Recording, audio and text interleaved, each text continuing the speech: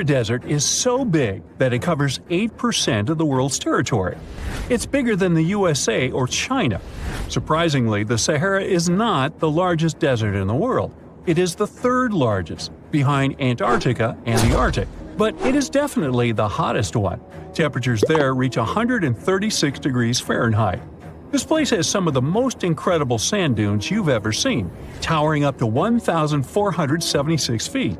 But here's the kicker. There's a real risk that these dunes might continue to spread until they cover the entire world. Surprisingly, the influence of the Sahara Desert extends far beyond its borders.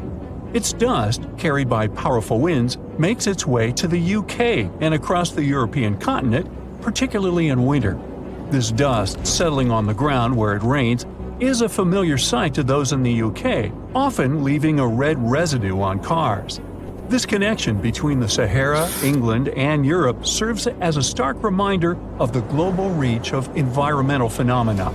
You might think this is not a big deal, but it could turn Europe into a desert, leaving its soil infertile and Europeans with no food. Soil is a fundamental aspect of human existence, just as crucial as clean water and air. Without it, we're left with nothing but a bleak and barren landscape. The Sahara Desert has already made its jump across the Mediterranean Sea, which is concerning and could change the landscape forever. 1/5 of Spain has already turned into a desert. The next victim is Italy, which also faces the problem of desertification. In fact, almost all European countries have the same issue. According to an expert, the land that has not changed for nearly 2,000 years will become mostly rock, and people living on this land will be gone. 60% of the soil in Moldova is gone, and the problem has expanded beyond the Black Sea. It has reached China and Mongolia, thousands of miles away from the Sahara Desert. All of this causes losses of $4 billion a year. The threat is so significant that even the UN has gathered the necessary resources to solve the problem as soon as possible. Italy is sending help to Africa to stop the Sahara Desert from expanding. If this process does not stop in the next 10 years, millions will be forced to leave their homes. The Sahara Desert is growing for approximately 30 miles per decade. You do the math and see how long it will take to cover Europe. Since 1920, the Sahara has expanded by around 10%. But not all hope is lost because more than 172 countries have joined to put a stop to the desertification of the world. The World Food Program is a project that aims to help bring back green land that was once present in the Sahara. When they told people who called the Sahara home what they were about to do, the latter basically laughed in their faces and said it was impossible. But when you have a specific goal in mind, the impossible becomes possible. If we traveled back around 5,000 years into the past, we would see a beautiful forest with lush green trees and grass. Africa's climate has been changing for 21,000 years, from fantastic greenery to uninhabitable deserts. This has to do with Earth's rotation and the monsoons that bring water to this dry continent. But with the help of scientists and some clever tricks, we can bring the greenery back and stop the Sahara in its tracks. The Senegal River serves as a border between the Sahara Desert, Senegal City, and Mauritania. When you look at this area from space, you'll see how the desert is expanding to Senegal because the vegetation along the riverbank is almost non-existent. Forests can serve as a barrier, stopping the sand from getting blown away and the desert from expanding. An effort to create a great green wall is being made, and how they do it is actually quite impressive. Nothing has been growing in the currently restored area for more than 40 years, making locals find other places to call home. People were thrilled when they saw that the land could be restored. They're very committed and learn to work with the soil and grow food. At the same moment, more than 30,000 hectares have been restored and transformed into lush greenery. The Sahel region is the starting point of desertification, and it is crucial to establish a green wall in that area first. To make this wall is not rocket science, since it only takes a few simple steps. The ground there is baked by the sun and is hard as a block of concrete. If you've ever poured water on concrete, you know that it just flows away. It doesn't stay in one place. So they had to create water-retaining half-moons that would hold the water and make it available to plants. When you learn about how these half-moons work, you might say, how did they not think of that sooner? Actually, this technique is ancient, and it was once implemented in Sahel, but it was lost over time. When the rain falls, the water is collected into the half-moons that are positioned a bit lower than the ground below contour lines. There is also a kind of bank at the end of the shape that prevents water from overflowing. And in the middle, there are plants that are happy because they have plenty of water to thrive. Also, it's essential to grow native plants that are kind of used to harsh conditions, like sorghum and millet. These plants have been surviving there for thousands of years and produce a good amount of biomass, which means the land can be rehabilitated faster and people will have food sooner. The water that will enter the half-moons won't be lost. It will penetrate the ground and top off underground waters. This will ensure the ground that H2O will never run out and that future generations will have usable aqua. This brilliant planting technique is not limited to half-moons. People also create lines and plant various vegetables, such as tomatoes. Next, there are places only for trees, like lemons or oranges. After a long hot day, nothing is better than a freshly made cold lemonade. The trees will also protect the soil, and with some luck, there will be a new forest in the Sahara Desert. The goal is to copy the forest dynamic. Start with small plants and gradually expand to bigger plants that are more useful than the tiny ones. They are aiming to plant more than 10,000 trees. Right now, many people are leaving the Sahara after the rainy season, going to cities or leaving Africa altogether. At this time of year, villages are like ghost towns. Only animals can be found there. Most people are gone. I mean, who would blame them? Nobody wants to live in the sand where nothing grows. Luckily, with all this new, old technology being developed, many people are slowly but surely returning to their land and starting to work in agriculture. The best thing is that there are no brutal winters, so plants grow 12 months a year, and people can always have food. People are becoming more social because now everybody stays in their villages and doesn't travel much. If this project works out, Africa will be saved, and the world won't turn into a giant desert. Mirror check. You've got your beige parka on, your chisel is packed, and your overnight plane ride to Saudi Arabia is booked. You know what this means, right? Unfortunately, you weren't cast in the remake of Dune. It just means that you're ready to go explore the world's largest desert areas in the hopes of uncovering prehistoric secrets about our ancestors. Let's get one thing straight. If you ever thought that deserts were empty spaces, think again. They might be filled with sand as far as the eye can see, but they also hold a lot of history. You know, because before humans settled down in cities and towns, we were nomadic people, and we traveled all around the globe looking for food, water, and shelter. So we had to come up with some interesting stuff to survive. Like this thing that was found in the desert of Saudi Arabia. Do you have any idea what this could have been? Over many years, scientists have discussed the origins and use of huge structures such as these ones. It seems our Neolithic ancestors were way smarter than we gave them credit for. They didn't spend all their hours around the fire carving weapons out of stone. No, they were also practicing their architectural skills. These huge stone structures are called desert kites, because if you look at them from a distance, well, they sort of look like kites. Archaeologists have arrived at the consensus that these kites were used to lure animals in. This way, it would make it easier for our ancestors to guarantee their week's food. But that's not all. Take a look at these monolithic structures right here. They show us that our ancestors probably drew on rocks, the blueprint of what they were going to build on the ground. Just like modern-day architects, desert kites could be miles long, so they drew out a plan before actually building them. The most surprising feature of all is that these kites were built even before things such as Stonehenge. We're talking around 7,000 to 9,000 years ago.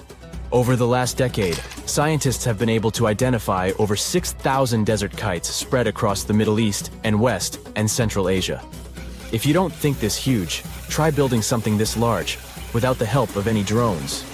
It looks like a pretty difficult feat to me. And apparently, Saudi Arabia's desert is filled with more amazing things. Scientists have found mysterious stone structures that are older than the pyramids of Giza in Egypt. So of course, you can't wait to go check that out. Can we all agree that carrying around heavy rocks to build a pyramid without the help of modern technology sounds absurd? I mean, how on earth did they do it? Now imagine turning back the clock about 2,000 years into the past and finding humans that built similar gigantic structures in isolated areas. Take a look at these so-called mustadals. They are rectangular structures built from piled-up stones, found over 77,000 square miles.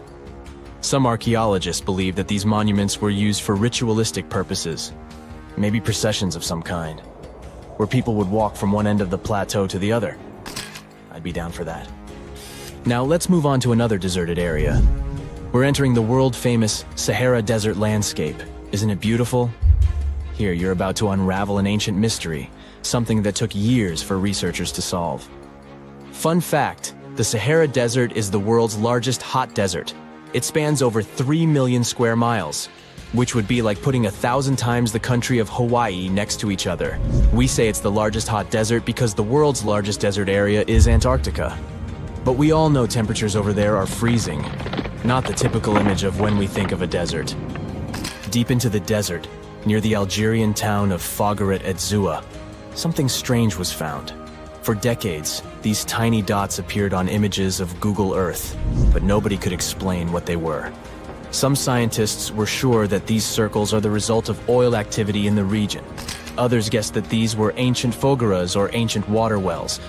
There are dozens of them, stretching for miles and miles in a straight line.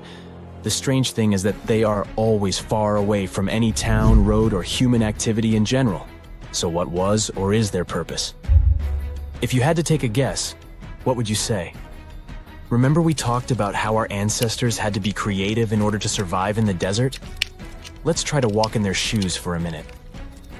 Imagine you're a nomadic hunter-gatherer living in a desert area. You spend your days basking in the hot sun, trying to count all the grains of sand around you. But you also need to eat and drink water. But how on earth do you get water in a desert? Sure, you can hope to keep running into oasis every week or so, but that seems a bit risky, doesn't it? That's why North African people invented the so-called fogeras. The fogeras are a 2,500-year-old irrigation system. Locals would dig deep wells in elevated areas, wells deep enough to tap into underground water. Then, they would dig parallel shafts at regular distances. This way, the water would flow from the main well, down into all the shafts and irrigate entire areas. Travelers could stop by the shafts and quench their thirst. They could also raise livestock and tend to crops. Pretty clever, huh? As much as these holes did look like fogaras, a little bit of research would show you that they're not. You see, these shafts were built in a line, and not in a circular shape like the ones we're looking at now. So maybe it has something to do with the second option? Maybe these desert holes were related to oil activity in the region? Let's have a look at the holes up close and personal. From Google Earth, they don't seem that big, but in real life, they are huge craters. The tip to uncovering what they are is hidden beneath the sand. If you were one of the researchers originally uncovering the truth behind this mystery, you would have found something unique hidden in the sand. Old dynamites and vintage sardine cans. Putting the pieces of the puzzle together, scientists found that these sardine cans were a model from the 1950s and 1960s. It seems that entire teams from that decade would camp out while they surveyed the area for oil. And what about the dynamites? These were used for seismic surveying. This is an old technique, used to identify if there is oil and gas beneath the Earth's surface. Still in North Africa, you find out about another desert mystery worth exploring. Near the city of Tiaret, southwest of Algeria's capital, one runs into 13 peculiar monuments. These structures are also called jedars, and yes, I am aware of how much that may sound like a Star Wars reference. They are pyramid-like in their shapes, and as far as scientists know, they were used as final resting places for the people who lived in the region. Can you guess who these were? Most likely the Berber nomads. And since we're talking about ancient stuff, they were probably built between the 4th and 7th centuries CE. Once scientists began to explore the insides of these monuments, they found they were pretty big inside.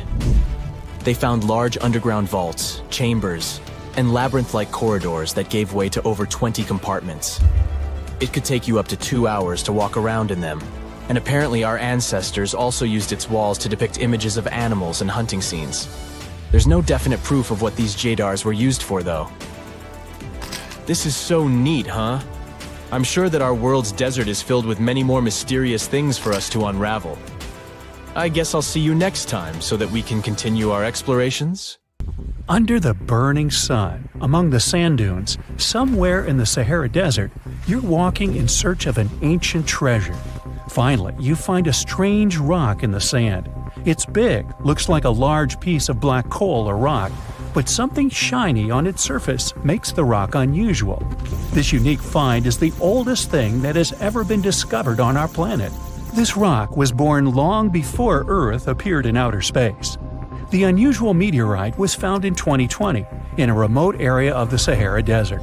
Scientists have analyzed the isotopes of magnesium and aluminum on the stone's surface and found that its age is about 4.5 billion years.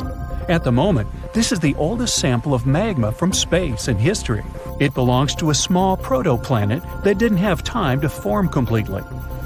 It happened a very long time ago when our solar system was forming. Many huge asteroids were floating in space.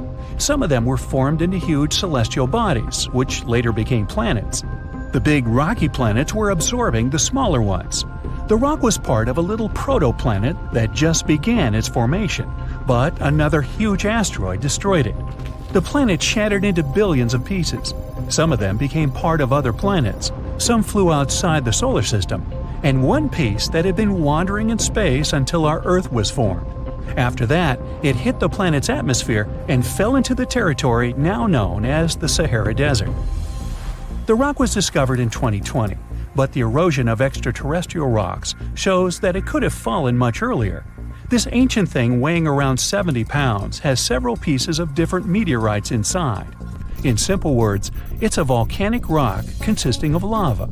It has cooled, solidified, and crystallized. That's why you notice the glitter. Scientists hope that further study of the rock will help to learn more about our solar system foundation. The biggest asteroid discovered in the U.S. is the Willamette. Its size is 84 square feet, and its weight is more than 15 tons. This is half the weight of a bus. Several people can fit on the surface of this outer space object. But the coolest thing is that it's not a rock like most meteorites that were found. Willamette is made of nickel and iron. This massive piece of metal was discovered in 1906. Now, the huge rock is kept at the American Museum of Natural History. The largest meteorite ever found is Hoba. It's located in Namibia, and people have never changed its position because it's too heavy. The weight of Hoba is 60 tons. It's heavier than a tank. The next space-related event occurred on February 28 in southwest England. On this day, a huge flash lit up the sky. Then there was a loud crash. Several residents opened the doors of their houses and noticed a black sooty spot on the lawn. They immediately guessed what had happened and reported the discovery to the British Meteorite Observation Network. If you ever find a meteorite, report it to some geological research or space center as soon as possible. The longer a space rock lies on the ground, the faster it loses its value. Rain, dust, snow, wind, scorching sun, all these factors damage the surface of the meteorite. It makes it difficult to study the celestial object. The meteorite found in England looks like coal, but it's way softer and more fragile. It most likely used to contain frozen water. The rock is part of a huge asteroid that plowed through outer space when our solar system hadn't fully formed yet. They found a unique combination of minerals inside the rock. It can help scientists learn more about the origins of the solar system and life on Earth. Now we're heading to Germany, to the small town of Nördlingen. A huge ancient meteorite's hidden here. It's very difficult to notice it unless you know the secret of this town. You're walking along the cozy little streets and looking at the buildings with beautiful architecture. You spend the whole day there and don't find anything that reminds you of a meteorite. To solve the mystery, you need to get out of town. So you climb a high hill and see that the city is located inside a pit. For a long time, locals were sure the house was located in the crater of an extinct volcano. If you look at the houses from a certain angle, you may notice an unusual shining coming from them. In the middle of the 20th century, a group of geologists came here and immediately declared that the crater doesn't look like a volcanic one. The town was built on a huge crater left by a meteorite. The huge celestial body fell here about 15 million years ago. It was so hot that the carbon bubbles inside instantly turned into small diamonds. When people were building this city, they didn't know they were using expensive stones, since the diamonds were hardly visible. The locals never attached importance to the fact that the city walls shine unusually in the sun. Now they believe this place was built from diamonds that had fallen from the sky. Our next stop is in the UK again. This time the rocks are of an earthly origin. The famous Stonehenge. People place circles of rocks here in a certain order. Everyone knows about this archaeological monument, but no one knows the reason for its creation for certain. Another construction built out of mysterious rocks was discovered just 2 miles away. It's called Superhenge. It's bigger, heavier, and takes up more space. Each plate here is 15 feet, which is about the height of 2 floors. Once, the stone stood vertically and formed a huge semicircle. But someone pushed the stones over about 4,500 years ago. It was a college prank. No, not really. That's why they couldn't be detected for a long time. Scientists still can't solve the mystery of Superhenge, but they believe the standing vertical stones were part of some huge monument. Some other amazing rocks are located in the south of Costa Rica. There are big ones, the size of a human, and there are smaller ones, the size of bowling balls. And they all have a perfectly round shape. These giant rocky spheres were created by people. It must have taken years of polishing using stone tools to get the perfect round shape. These balls are incredibly heavy, but can easily roll like a basketball. All the rocks are of a different age. Some of them were created about 2,500 years ago. Most of them are made of molten volcanic magma. Until now, scientists don't know for what purpose these stones were used. They were found in different parts of Costa Rica, near big cities. It's possible that ancient civilizations installed them specifically to show the greatness of local kings. Also, many experts believe the rocks were used as a tool for studying astronomy. The people who knew their purpose of the rocks had disappeared, and the history of the stones was lost along with them. Let's finish our journey with the coolest archaeological find. You're walking through the desert of Peru and climbing a low hill. You look down and notice the surface of the hill is covered with strange lines. You walk far away and see a huge cat on the hill. Such a drawing is called a geoglyph. Its length is around 120 feet, which is about half the size of a Boeing commercial jet. Archaeologists discovered the giant cat in 2020 and found out that it had been created somewhere between 200 and 100 BCE. This huge drawing is part of a mysterious group of different pictures. In addition to the cat, there are other animals, plants, and fantastic figures. All of them were found in the desert of Peru. The kitten was found by chance. Archaeologists didn't see it at first because natural erosion on the hillside had almost erased the silhouette. Something exciting and kinda unexpected popped out among the rocks of the Ica Valley in Peru. The bones of a really old whale that lived almost 40 million years ago. At first, no one was really impressed because the bones they found were big and weirdly shaped, so people just thought they were looking at giant boulders. I mean, that's cool too, but things got way better when they realized those were the remains of a very large ancient animal that roamed along the coast of ancient Peru. Plus, it was probably the heaviest creature that ever lived. Sorry, blue whale, I know you worked hard to get to the top. The length of over 100 feet and weight of more than 200 tons brought you the status of the biggest animal on our planet. But it seems you've held the title long enough. Time to hand it over to our next candidate, and that one's really gigantic. This ocean beast was probably shorter than the blue whale, but heavier, with a weight that could be between 93 tons and 370 tons. If it's closer to the higher number, it'll make Paracetus the biggest animal ever known to have lived on Earth. And it seems its weight was the result of having extremely thick, dense bones. You can see such bones today in manatees or some other early whales. Dense bones are a great tool for such marine mammals. This feature makes them heavy and allows them to stay submerged most of the time. But at the same time, if their body was too heavy, they would end up sinking all the time, and they would waste too much energy to move back up to the surface. So, to avoid sinking, marine mammals need to have enough lighter tissues, like muscles and fat, to help them float in the water without using too much energy. Now, scientists didn't have the whole skeleton, which makes it hard to tell how big the animal was. But they used the ratio of the heavy bones to the lighter tissues in other marine mammals to estimate the overall weight of this giant ancient whale. Experts found these fossils about 13 years ago and spent the next decade freeing the whale from the rock.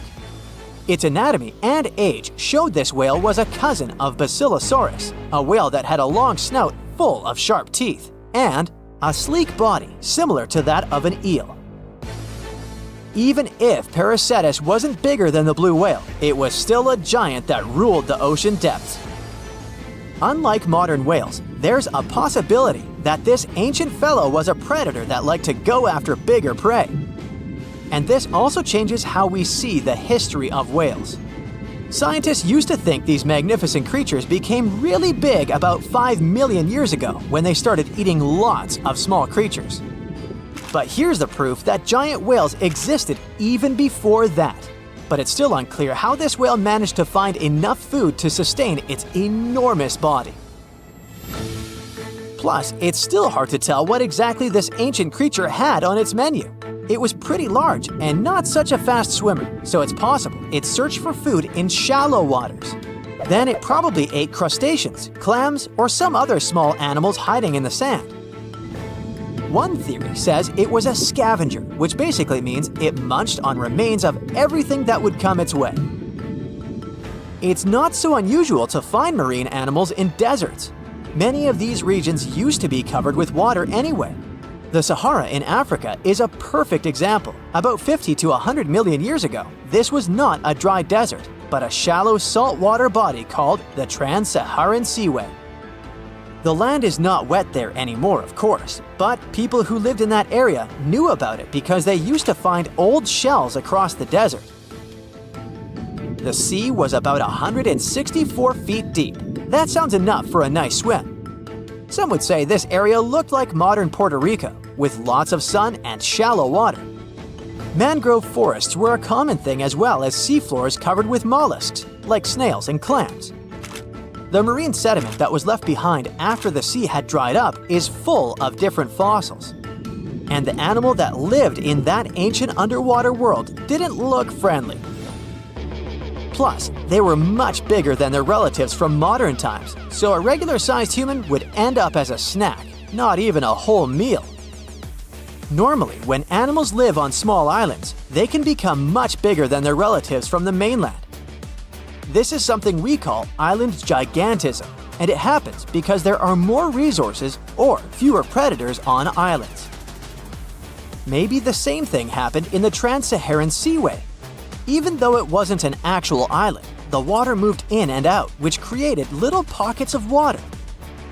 And specific conditions in these pockets might have helped animals grow bigger. So we're talking about giant sea snakes, catfish, and fish that no longer exist today. One had incredibly strong jaws, and the animal used them to eat hard things and even crush shells. Their teeth showed they were fierce predators other animals had every reason to be afraid of. They went through some changes when it came to diet, similar to some types of piranhas.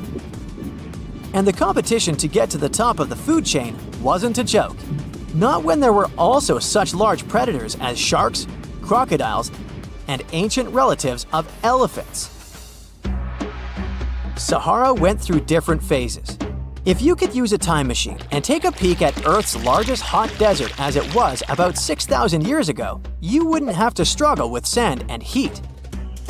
you'd have a nice walk through a green and pretty lush place.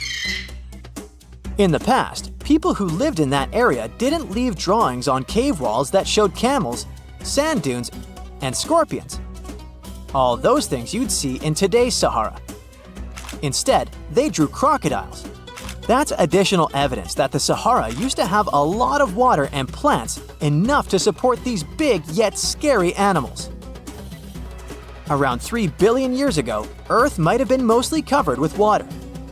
Today, it's about 71% of its surface, but it seems that our planet used to be a giant ocean world with no continents at all, just some scattered islands. Scientists studied special rocks in Western Australia that formed in a place deep under the ocean called a hydrothermal vent system. To explain this better, it's important to mention two common oxygen types, O16 and O18. O18 is heavier because it has extra neutrons. O16 evaporates from water more easily, and as researchers studied an old ocean floor, they found a lot of O18, more than in today's oceans. This way, they realized ancient Earth had less dry land than Earth today. Australia is a good spot to conduct these studies because a long time ago, it also used to be a beautiful place with large animals and lush rainforests. But as time went by, the land became drier and Australia had more deserts formed, such as the Great Victoria Desert.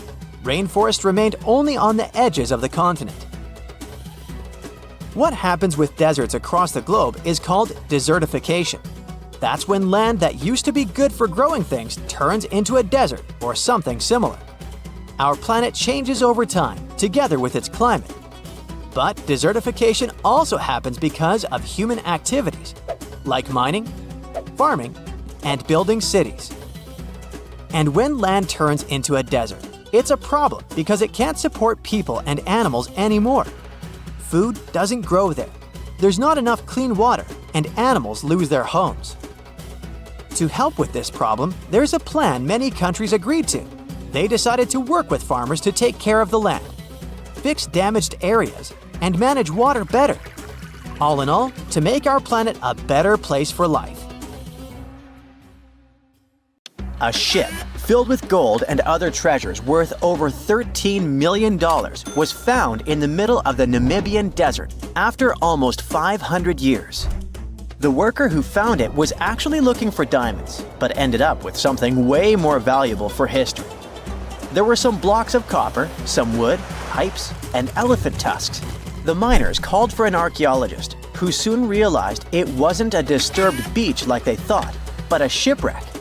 All evidence showed that it was a Portuguese trading vessel, Bom Jesus, that went missing in the 16th century.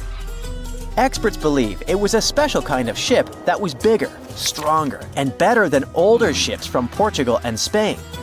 These ships were built to take Portuguese explorers on long trips to distant places like India, China, and Japan, and come back with tons of cargo.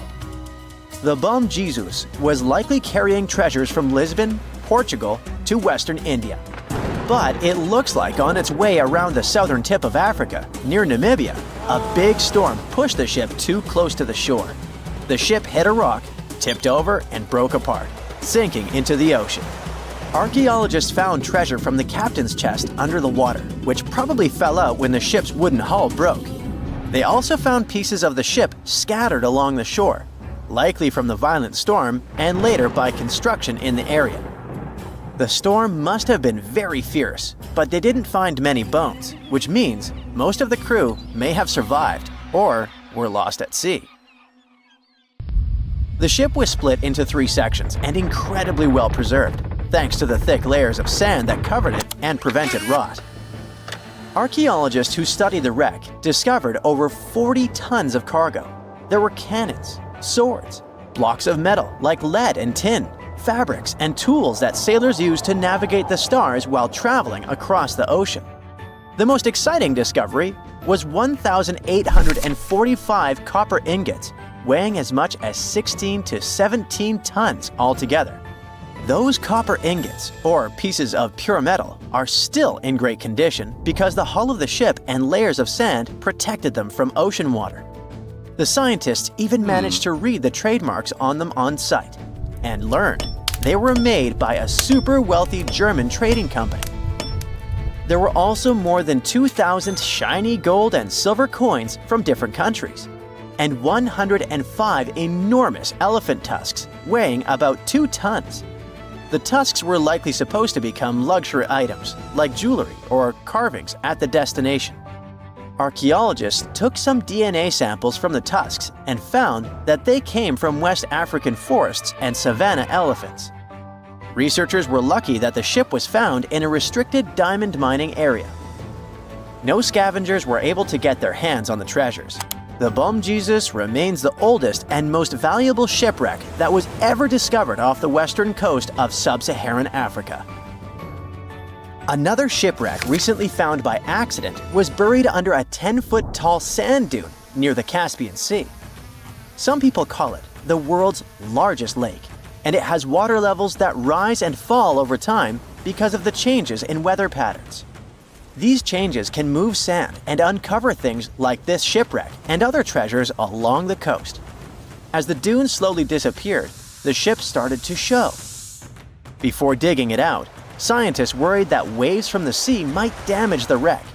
To protect it, they built a wall using thousands of sandbags to keep the waves away.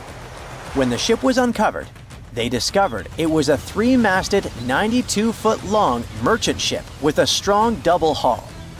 Wood samples showed the ship was built in the 18th to 19th century using trees like Scots pine, spruce, and larch from the Volga River area or the Caucasus. They even found buckwheat and plants from the same region, which were probably traded or used to feed the sailors. It proves that the ship was part of a group of merchant ships that once sailed the Caspian Sea. An amateur fisherman who was 20 feet under the sea off the coast of Turkey noticed some huge metal remains. He had an underwater camera, so he made footage of the discovery and took it to scientists. They immediately started an investigation and learned that it must be a shipwreck from the first decades of the 20th century. It could be one of the Ottoman Empire ships that had an important mission to deliver supplies, but disappeared without a trace. Scientists got permission to study this Black Sea wreck in detail to learn more about its mysteries. They're hoping to find its shipyard documents to find some answers, as the ship itself is in terrible condition and is tricky to work with. Robot submersibles that belong to an oil and gas company noticed hundreds of intact ancient storage jars sitting on the seabed in the eastern Mediterranean. Experts think those jars are 3,300 years old. This makes the find the oldest shipwreck from the deep sea. The jugs were probably used to store oil or other agricultural products like fruit. This proves that the people who made them organized maritime trade and had incredible navigational skills. It looks like the ancient mariners managed to traverse the Mediterranean Sea without a line of sight to any coast. All they could see was the horizon, so they must have used the sun and other stars to find their way. Off the coast of Sicily, under 20 feet of sand and rock, archaeologists found a shipwreck so old that they aren't even sure what materials were used to build it. They think the ship is from the 5th or 6th century BCE, which means it's over 2,500 years old. This ancient ship wasn't alone. Researchers also found 2 iron anchors shaped like an upside-down T from around the 7th century of the Common Era and 4 stone anchors from prehistoric times nearby. One of the stone anchors was broken and may have had wooden pieces attached to help it hold on to the seafloor. They figured out that the ship itself was built using the on-shell technique. The wooden planks of the ship were connected so tightly that they could support the ship on their own, with extra beams added just to make it stronger. Sadly, the ship's wooden hull is very fragile now because tiny sea creatures that eat wood have damaged it over the years. Scientists are being extra careful as they study it to make sure it doesn't fall apart. This discovery is such a big deal because it was built during a time when Sicily was super important for trade. Back then, the Greeks and Punics were trying to take control of the seas long before Rome became the ruler of the Mediterranean. By studying this ship, scientists hope to learn more about how people traveled and traded in those ancient times. One more shipwreck, this time off the coast of Kenya. Could be from Vasco da Gama's final voyage. This Portuguese explorer was the first European to reach India by sea around the Cape of Good Hope. Local fishermen discovered the shipwreck in question in 2013. When an underwater archaeologist came to check it out, he found some treasures at the spot: elephant tusks and valuable copper ingots. If this find really has to do with Vasco da Gama, then it must be from the 16th century. It was the year of his third and final voyage to India. Da Gama led a huge fleet of 20 ships, one of which was the São Jorge. Most of the ship is hidden under layers of coral, and a whole team of scientists are carefully digging trenches to find parts of the ship's wooden frame and hull. Phew! This summer has been turning up the heat like never before. We feel like roasted marshmallows on a sizzling grill. Yes, the world is getting hotter, but some regions have always fought with high temperatures. It turns out people had some inventions to keep themselves cool in ancient times too. Some of them are still functioning, even 3,000 years later. Let's take a look at how people saved themselves from heat throughout history. So, put an ice cube into your cold drink and get ready to hear how people survived the heat. Speaking of ice cubes, do you know that the Persians made an ice storage system?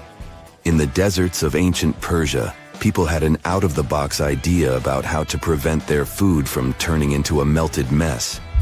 These ingenious Persians stumbled upon a physics trick that allowed them to create ice in the middle of the desert. They called these cool structures yakhchals, which basically means ice pits. These ice pits were not your ordinary coolers. They were like secret underground fridges.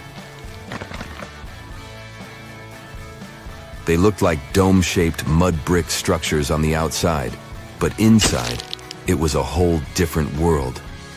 These ice pits had an evaporation cooler system that worked like magic. At night, when the desert cooled down, Persians made use of the radiative cooling effect. They set up cleverly designed trenches to hold thin layers of water. The water froze, defying the desert heat. Then there were underground square storage areas. The Persians collected the melting ice water from these cooled trenches, and during the night, they froze it again, making the most of the desert's natural chill. To add to the cooling effect, they built a wall to shade the storage areas from the hot midday sun. And that's not all. They had this fantastic wind-catching contraption called a badger that caught the breeze and directed it right into the ice pits. Fresh air plus ice. Cool breeze. A winning combo. They even had intricate water channels called qanats to bring water to the ice pits and homes all the way from the nearby mountains. As time passed, these yakhchals faded into history and modern technology took over. But hey, there's good news too. Some awesome folks in Iran are restoring these ancient coolers. So, if you ever find yourself in the desert, don't forget to pay a visit to these marvelous places and witness the genius of the ancient Persians firsthand. Now, I want to focus more on the wind catchers because they don't just help make ice cubes. They actually function as a cooling system as well. Back in the day, those clever architectural wonders were all the rage in places like Persia, modern-day Iran, Egypt, and the Middle East. Imagine tower-like structures with openings at various levels strategically placed to harness the power of nature's breeze. These openings were like magical portals for the wind. They captured those refreshing gusts and guided them right into people's living spaces. Basically, they were natural air conditioners. The breeze would gracefully flow downward, cooling the ground as it danced through the building.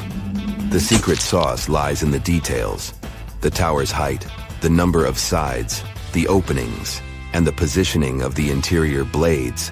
Everything plays its role in how efficiently the wind towers work out. Thanks to these wind catchers, ancient societies could enjoy comfy indoor temperatures without sweating. Can you imagine living in those times? Feeling the gentle breeze whisking through your home, keeping you feeling fresh and chilled out? The Persians are often credited for inventing these awesome wind catchers.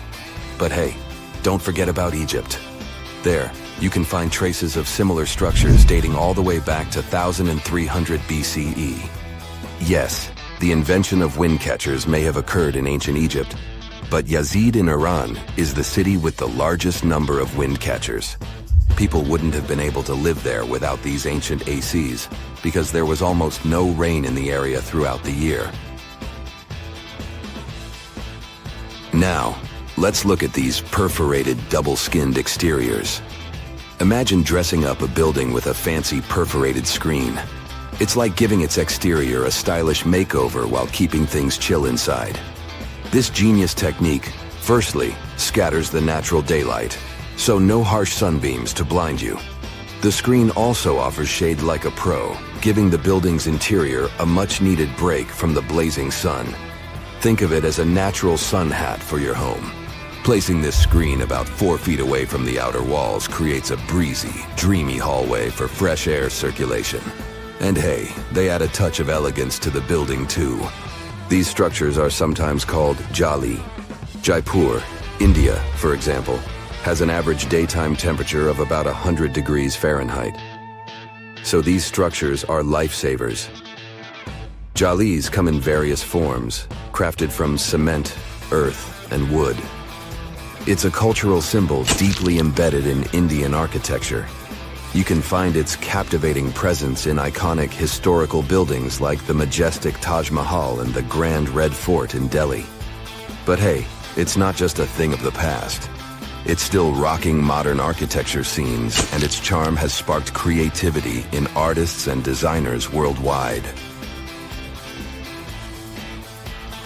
It adorns the building's exterior, its cross-section showing a larger opening on the outside and a smaller one on the inside. This is where the Venturi effect steps in to show off its physics prowess. As the air flows through the narrowing passage, it picks up speed, creating a difference in pressure between the inside and outside of the building. Air blowing at a higher speed gets compressed, and when released, it cools down. Mashrabia is a wooden lattice or screen used in the Middle East and North Africa. These decorative wonders are like window blinds, but they do more than just look pretty. They're smart too. They give privacy, shading you from the sun, and let fresh air and light in. Some people also add clay pots filled with water, sand, or damp straw to their designs. As hot air breezes through the holes, it also passes through the pot's porous surface. The moisture inside evaporates, cooling the air. This is a perfect low-cost technique for hot and dry climates. It's eco-friendly, and there's no need for electricity. Now, let's fast forward to today. Designers are getting creative, mixing traditional wisdom with modern tech. At the Al Bahar Towers in Abu Dhabi, they've got it too. Picture over 2,000 hexagonal panels that dance with the sun's movement, providing shade to the building's interior. Water evaporation was another secret weapon for ancient people. Simple, yet super effective. Plus, ancient Egyptians hung wet mats and curtains in doorways. When the air passed through them, it cooled down, providing a relief from the scorching sun. Ancient architects were the masters of maximizing airflow. They knew how to cross-ventilate and let hot air escape while inviting cooler air to the party. Speaking of ancient Rome, bathhouses were the place to be back then. It was like a community hub. People gathered to chat about politics, play sports, and, of course, take a relaxing dip. The frigidarium was the cool spot in Roman baths. After a steamy soak in the caldarium, Romans dashed to this giant pool to chill out. Then in some places, like Cappadocia in Turkey, people went underground to hide from the heat. They carved cozy dwellings in volcanic rock, harnessing the Earth's natural cooling powers. So the lesson here is simple. Architects and designers can create wonders by combining local traditions with smart tech. California's Death Valley boasts the highest officially registered temperature to date, with 134 degrees Fahrenheit in 1913. Meanwhile, Africa's sweltering record stands at 131 degrees Fahrenheit in Kebili, Tunisia, as noted in 1931. In Europe, the highest temperature ever documented reached almost 120 degrees Fahrenheit in Sicily in August 2021. Then, in 2022, the UK had the hottest summer of all time. You're walking along a hot desert under the scorching sun.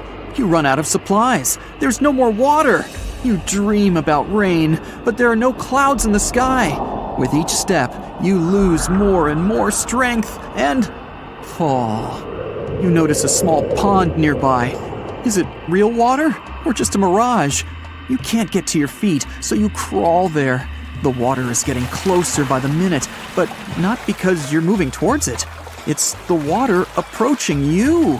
In a few minutes, the pond area increases. Here, you're already in it. A small lake is formed, 60 feet deep, at the place where the piece of desert was. This real event happened in 2014 in the Tunisian desert. No one knows exactly on what day the lake appeared, since this part of the south of Tunisia is sparsely populated. At first, shepherds passing by saw the lake and didn't believe their eyes. In the next few hours, hundreds of locals came running to the place. They began to swim, jumping into the water from the surrounding rocks. But a few days later, something strange happened to the lake. In the beginning, it was a crystal clear turquoise blue color, but then it turned dark green. People didn't attach any importance to this and continued to swim. They shouldn't have done that. The scientists and geologists arrived and immediately announced that it wasn't safe to swim in the lake. Muddy green water means the lake is stagnating. It's not refreshed, it's not fed by underground springs. Now the lake is filled with algae and a lot of harmful bacteria that can cause serious diseases. They also found out that this region of Tunisia is filled with huge deposits of phosphate. This substance can disintegrate and leave radioactive traces. The lake can be carcinogenic, toxic, and hazardous for any living organism. But people didn't worry about this too much. They walk in the middle of the desert, while the sun heats the air to 104 degrees Fahrenheit. Most of them are unlikely to refuse to jump into cool water, despite the warnings of scientists. Until now, no one knows exactly the reason for the appearance of the lake. Some scientists believe the lake was formed because of heavy rains. The lake is surrounded by rocks and is located inside a canyon. The water could just accumulate after each storm. Some geologists think an earthquake was the cause of the lake. A small seismic activity provoked the rupture of the Earth's rock above the water table, and through this hole, all the water splashed out. And if this theory is correct, then the lake can be pulled back underground through cracks. This is the same as when you pull the plug out of a drain hole in a filled bathtub. Any small earthquake is like pulling the plug out. Therefore, if you find yourself in these places, don't swim in this radioactive lake. We're going to the Caribbean Islands region. Among the clear blue sea, you can find a unique lake. It's located on one of the paradisiacal islands.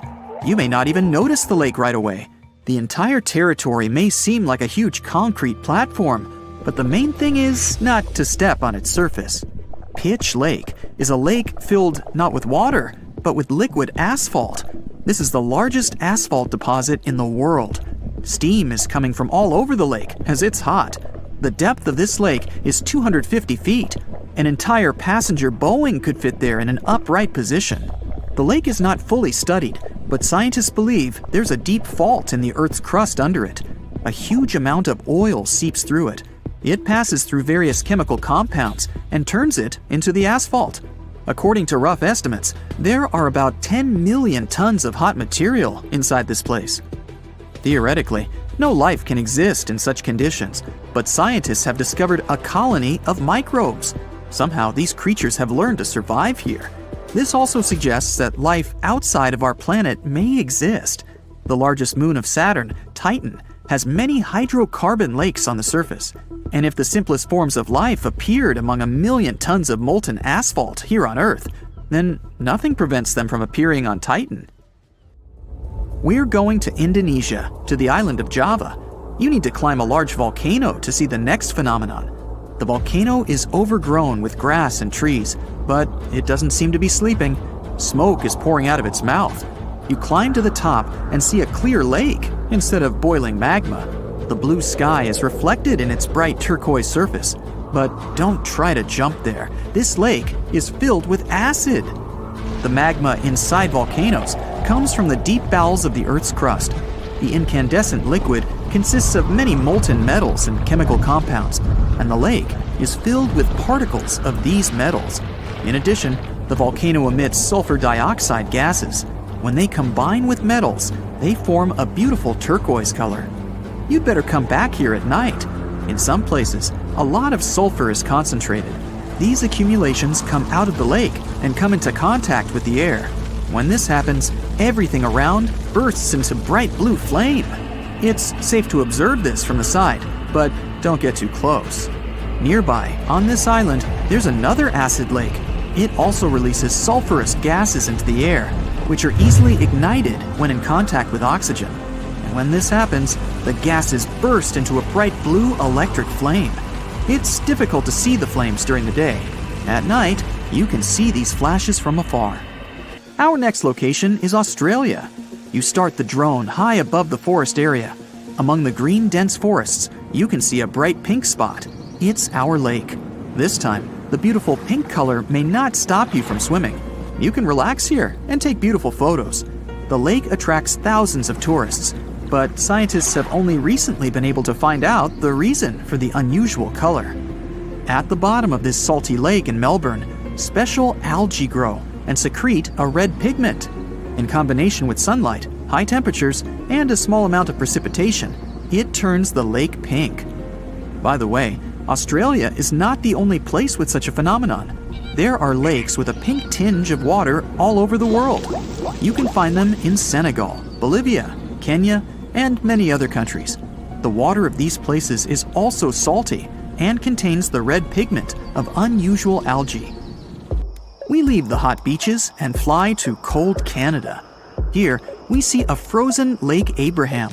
We step on the ice and notice huge frozen bubbles inside. They resemble jellyfish, and there are thousands of them there. This is methane.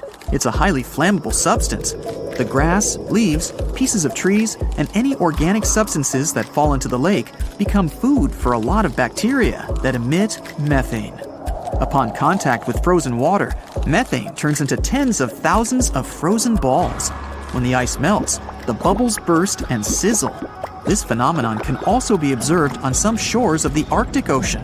There, the size of the bubbles can reach several times more than balloons. It's a beautiful sight, but it's not safe, since methane ignites when it contacts with air. We're in the coldest place of our journey. It's Antarctica, near the driest desert on Earth. A dry place doesn't mean it has to be hot. It's an area with minimum precipitation. The desert isn't sand and cacti, but a place where almost no living life inhabits. Some areas of Antarctica meet these two criteria. However, in this icy desert, you can notice a tiny lake. Its depth is only a few inches. Technically, it's a pond, but the most amazing thing is that it stays in a liquid form. The temperature here drops to -58 degrees Fahrenheit. The pond should be frozen, but this doesn't happen. Don Juan Pond is one of the saltiest reservoirs on the planet. The amount of salt here doesn't allow the water to freeze. Scientists have been studying this lake for more than 60 years, but they still can't find out the exact reason for the appearance of water here. What is a boat doing in the middle of a desert? You would expect to find a seagoing vessel closer to shore.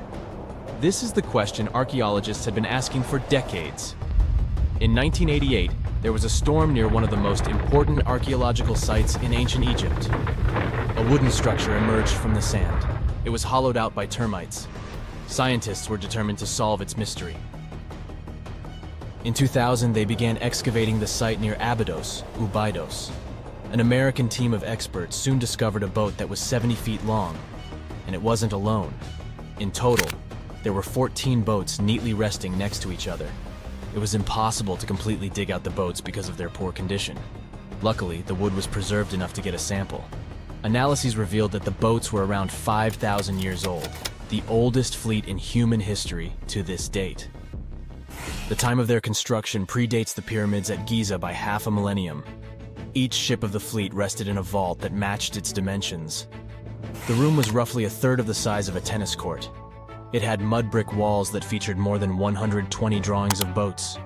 Ancient Egyptians incised them on whitewashed walls that were excellently preserved. Scientists have known about these mysterious chambers for well over a century. 1901, 1902.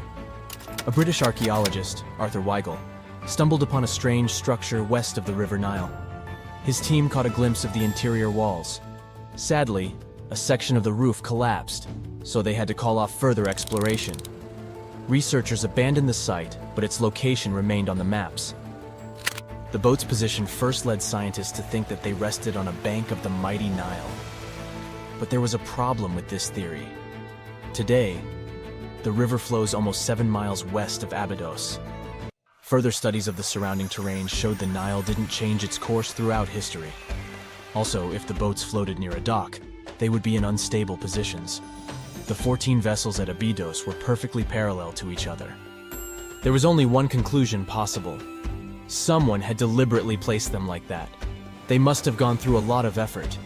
Each boat had enough room for up to 30 rowers. These vessels could really float. They weren't models, but scholars still don't know if they actually sailed any body of water in ancient Egypt. This doesn't diminish the importance of the find. Previously, archaeologists found only small-scale models. In King Tut's tomb alone, there were 35 boat models. For a long time, these figurines were the only clues as to how ancient Egyptian vessels looked like. The boat's design confirms that they were the real deal. They are the earliest surviving examples of something called built boats. Ancient people constructed primitive vessels by hollowing out large tree trunks. The alternative was reed that was tied together to form a raft.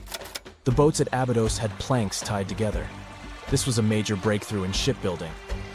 During their lifetime, the boats must have seemed impressive. Timber was a valuable commodity at the time. There was no wood in the desert. Cedar had to be imported from Lebanon.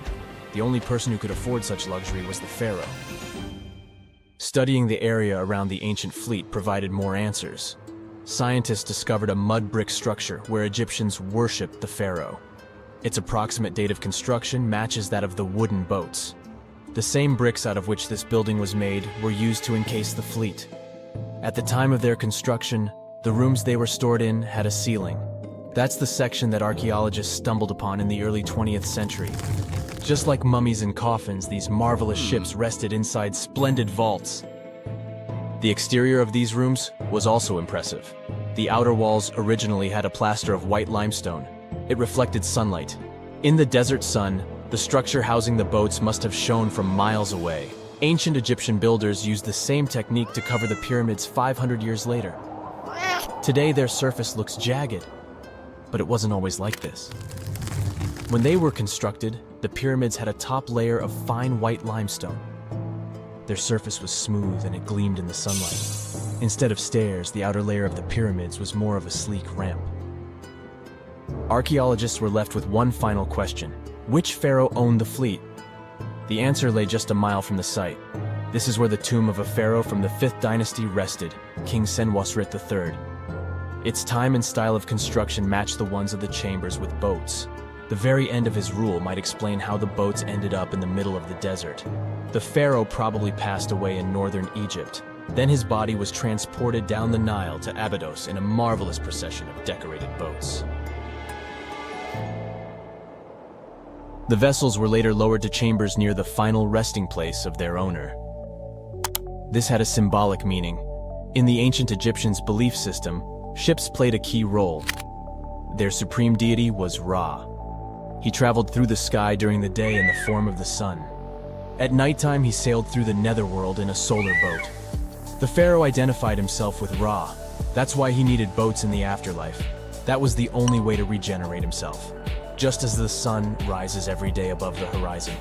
This belief existed for thousands of years. The more famous Pharaoh Khufu also had a ship. Scientists found it in 1954 next to his pyramid at Giza. It is some 4 centuries younger than the fleet at Abydos, but Khufu's ship was almost 2 times longer. The Great Pyramid of Giza and King Tut's tomb are some of the most famous archaeological finds in Egypt. But there are many more secrets hiding beneath the endless sands of the Sahara Desert. Recently, 2020, archaeologists found a lost city there.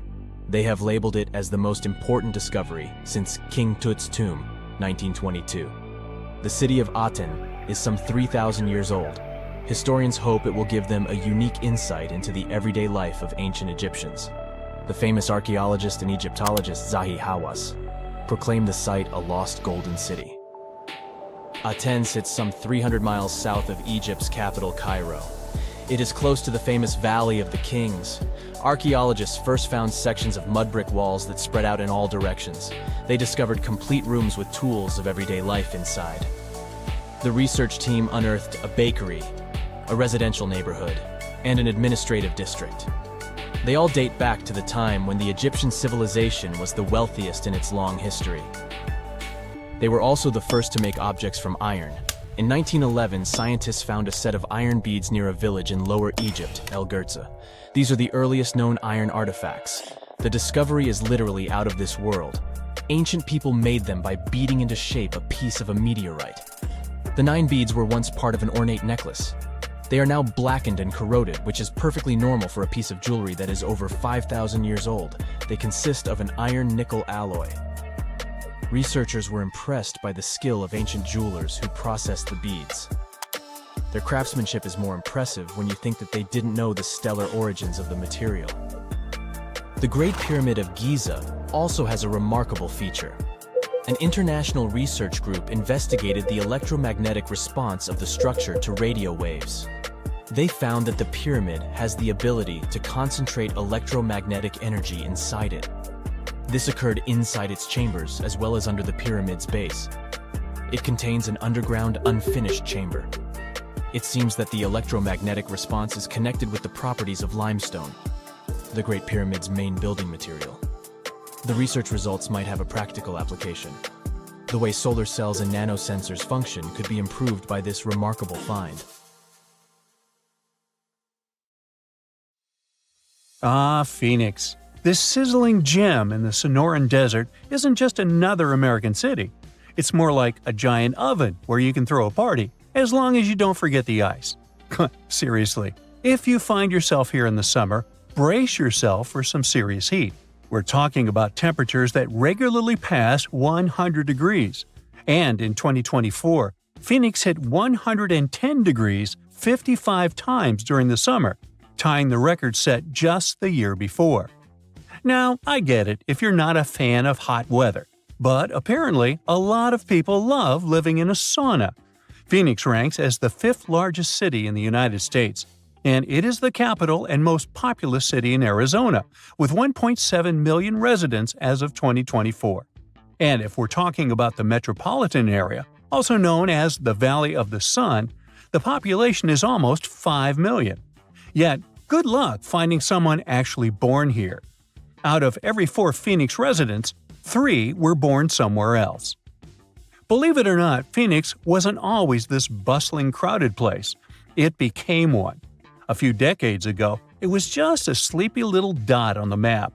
Back in the 1940s, the population was around 65,000. It wasn't even close to cracking the top 100 list of the largest U.S. cities.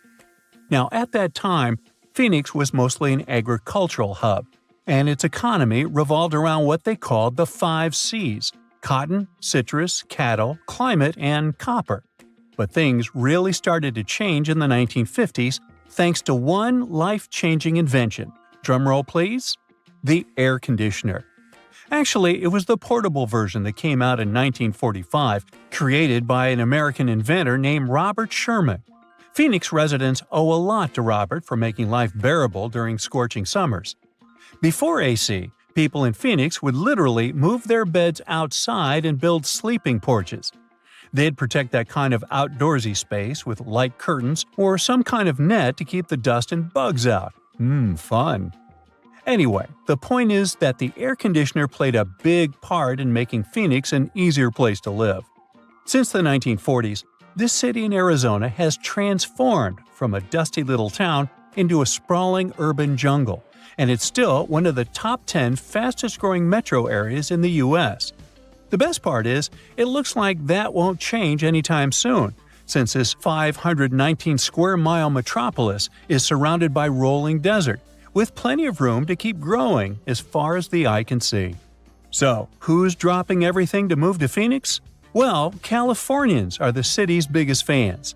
According to a recent survey, a third of all new renters moving to Phoenix come from Los Angeles. Okay, that survey might not be the most reliable since it only applies to the source's clients, but it does line up with U.S. Census Bureau data from 2019, which says that 70,000 Californians moved to Arizona in the previous year. The connection between Phoenix and LA is so strong that some people even call Phoenix the next LA. You've got to give Phoenix credit for capitalizing on its proximity to Southern California. The city offers lower taxes, fewer regulations, and lower costs of living, which makes it a magnet for businesses, especially in high-tech and service industries. So, in the 90s, Phoenix was considered a non-stop generator of jobs. In the last few years, we've seen the number of jobs only go up, and the unemployment rate has dropped by nearly half, going from 6.3 in January 2014 to 3.4 in the same month in 2024. Now, when it comes to big city problems, you can't avoid talking about traffic. But here's another reason why Phoenix is a dream city. It doesn't even come close to the traffic nightmares you find in places like LA. Estimates show that people in Los Angeles waste about 119 hours a year just sitting in traffic. But in Phoenix, it's more like 61 hours. Huge difference, huh? And let's not even start talking about the money people waste just sitting in traffic. In LA, drivers burn through about $2,440 worth of gas per year. In Phoenix, they waste 25 gallons of fuel, which ends up costing about $952. Yeah, that's still a lot of cash, but compared to LA, come on, that's a steal. Phoenix being okay in terms of traffic might have a lot to do with how the city was designed. Just take a look at a map of Phoenix. You'll notice it looks like someone took a ruler and drew perfectly straight lines for the roads. That's because the city was laid out in a grid system. This setup makes it so much easier to get around, especially compared to cities full of confusing twists, U-turns, and one-way streets. It just simplifies things, whether you're a local or a tourist. Plus, Phoenix has nice wide streets. Most cities have one major road and a bunch of narrow streets that just can't handle heavy traffic. But Phoenix has wide roads everywhere. So, when the freeways get jammed, you can just hop onto a parallel street and still get to work without stressing out too much. When you look at all the job opportunities and the relatively smooth traffic, it's no wonder people are willing to put up with the heat and move to Phoenix. But don't get it twisted, the heat is no joke.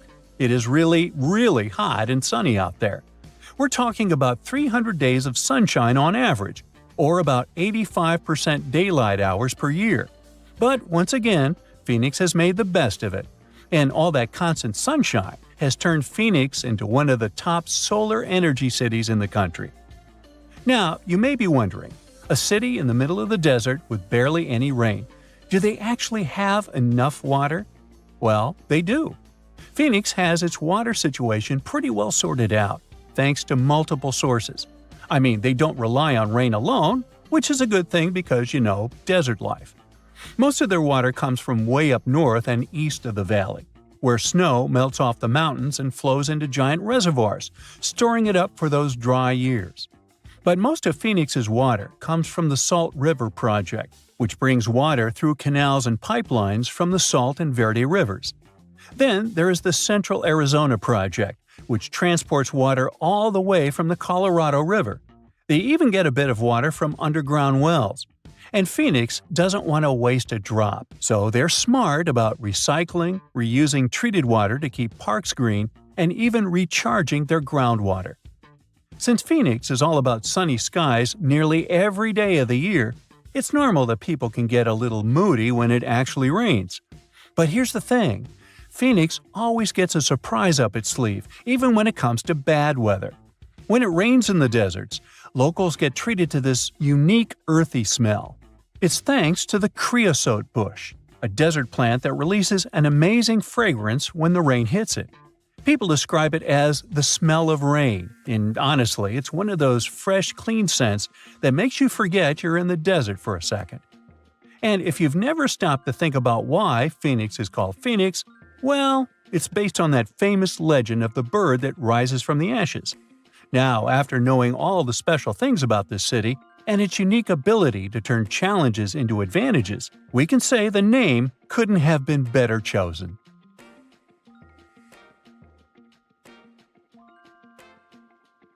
When you think of an epic desert scene with blazing sun, endless dunes, and those magical little oases, you probably picture the legendary Sahara, right? But what if I tell you that 11,000 years ago, this vast expanse of hot sand looked totally different than it does today? Yeah, I don't know, I wasn't around then. But I'm told that back then, what we now call a desert was a lush paradise, brimming with lakes, rivers, grassy plains, and even woodsy forests. So, where did all this water go? There are many stories about the distant past of our planet when deserts were covered with jungles and forests, and then something happened, like changing climates or colossal earthquakes, and it all turned green lands into dunes. But how about a theory that Sahara became a desert because of humans and goats? The Sahara has seen its fair share of wet and dry drama throughout the ages, mostly thanks to little shifts in Earth's orbital tilt, causing variations in how much solar radiation hits the atmosphere. There were even times called the African humid periods, when the rain would pour in and transform the dry landscape into a bright green haven. But between 8,000 and 4,500 years ago, something really funky happened to this region. Certain areas went from humid to dry, way too fast to explain it by just orbital changes. In the blink of an eye, the lush Sahara turned into the Sahara we know today. Now, if you ask scientists why it happened, they will tell you, oh, it's just poor parameterization of the data. Bet you didn't get it, did you? What? Well, right, let me translate it from scientific to common human. It means they really don't know the answer themselves, and they got a bunch of missing puzzle pieces. But as scientists sifted through ancient dirt and pollen samples, they spotted a quirky trend. Wherever there were pastoralists, also known as humans with their domesticated animals, the plant life seemed to shift. It was as if every time humans and their furry friends meandered through the greenery, they turned it into scrub and desert right behind them. Oops. Yep, chances are that by overgrazing, humans were sapping moisture out of the atmosphere, since plants give off moisture, which helps make clouds and making things even sunnier, leading to a quicker end of the humid vibes. Plus, our ancestors may have been getting a little too cozy with fire for land management, further speeding up the desert takeover. Anyway, scientists are sure that this lush Sahara would have turned back into desert eventually, even if humans hadn't shown up, thanks to Earth's natural rhythms. So there's no need to pin this abrupt change solely on humans. It could simply be about nature getting feedback from vegetation and dust cycles. It's difficult to determine what caused these changes, as it's all interconnected. During the last humid period, the Sahara was filled with hunter-gatherers. As things got a little drier, they started herding animals for food. The weather pushed people to herd cattle. It's also possible that grazing sped up the landscape degradation. So, which came first, the chicken or the egg? Or in this case, the human or the cow? It's tough to tell with the evidence we have now. Now today, it's safe to say that water is no longer that big of a problem in the Sahara, even though it's a huge desert and the times of lush forests there are long gone. But technology's got us covered. For example, the Nubian Sandstone Aquifer System, the biggest underground water stash on the planet. It's nestled beneath the Sahara Desert's eastern edge and stretches across 4 northeastern African countries – Sudan, Chad, Libya, and Egypt, covering a whopping 770,000 square miles and holding around 36,000 square miles of groundwater. Just look at the pipes transported when it was being built. It's the world's largest irrigation project. No wonder it's feasible to thrive in the Sahara today. But imagine thriving in the Sahara Desert with just one water source. Sounds like a tough gig, right? But the ancient Garamantes did just that, surviving and even thriving for nearly 1,000 years without monsoons or rivers flowing to their desert paradise. These clever folks were the trendsetters of urban life in the sands, and even the Romans couldn't help but notice their genius. While many thought they were just desert-dwelling savages, the Garamantes were busy building an empire in one of the toughest climates on Earth. But how did they do that? Well, they got crafty and dug a whole bunch of underground tunnels to tap into a massive sandstone aquifer. They were literally squeezing every drop of life from under the dunes. But recently, research showed that the Garamantes weren't just hardworking, they were pretty lucky too. The Garamantes had an underground aquifer that brought water up to a hill where they built over 500 fogaras, which are irrigation systems, some stretching as long as 2.5 miles. It was like sipping water through a straw, which let them irrigate their crops for nearly a century, especially since even a little rain would help recharge the system. But eventually, due to rain insufficiency, the aquifer ran low, and reaching it again would have meant digging more tunnels and relying on more people. That's a tough problem, considering these people were in the middle of food and water shortages. Guess I don't need to tell you what happened to the Garamantes, do I? The fall of the Garamantian culture might be linked to several factors. It may have been due to climate changes, or they may have simply used their water resources too much. Back in the day, the Sahara Desert was actually fertile agricultural land, thanks in part to the cool irrigation system the Garamantians created. But since fossil water isn't something you can replenish over time, the groundwater levels dropped pretty low. This likely played a big role in the kingdom's decline by the late 7th century CE. That sounds like someone who hit a lottery jackpot, used up all the money, and went back to their original not-so-cool job once the bank account got fully drained. Oh, by the way, even if the Garamantes left some secret wisdom messages for us, the chances are we'll never get what they wanted to tell us. Nobody really knows what language they used, and their texts are nearly indecipherable to us today. But let's go back to the Green Sahara. So it transformed into a desert about 4,500 years ago. But today, we can understand how people lived in those times in the Sahara thanks to natural parks in Africa that have the ultimate outdoor art gallery. There are well over 15,000 ancient paintings and carvings depicting everyday life from around 11,000 years ago. However, if the carvings aren't enough for you and you feel like visiting an actual green desert, all you have to do is book a flight to California. One of the most beautiful phenomenon in the world, the superbloom, takes place here. Look at all these colors: orange, green, pink. It's a miracle. Wildflowers bloom right in the middle of a hot desert after several years of rainfall in dry places. It's such a bright and colorful landscape that superblooms can be seen from space. This rare phenomenon can be observed in other arid places and deserts in western and southern Africa, Western Australia, and Chile. In all these places, the weather is very hot and dry in summer. Mild humid air comes in winter, and this is the ideal environment for mass flowering. Flower seeds that lie in desert sands can wait for decades before starting to produce flowers. When the hot sun destroys all the weeds and grass, and the rainfall becomes enough to moisten the soil, the seeds are kind of like, well, okay, now it's our turn to play a big game. And then hundreds of thousands of tourists come to take photos and post these beautiful pictures on social media. And this, unfortunately, is one of the main dangers for flowers. Therefore, if you find yourself in a place like this, don't pick the flowers and don't trample on them. Stay on the path, don't litter. Take only pictures and leave only footprints. You get it? Good. You plan to spend your summer vacation in Africa. The final destination is the Sahara Desert. It's located in northern Africa, stretching from the Atlantic Ocean to the Red Sea. You're excited to ride camels and learn about the region's rich cultures. You hop on an extensively long flight, and finally, you are here. You find yourself in the world's biggest hot desert. Can you believe it's 3 million square miles? You're ready for your first adventure after drinking liters of ice-cold water. The guide gives you a choice.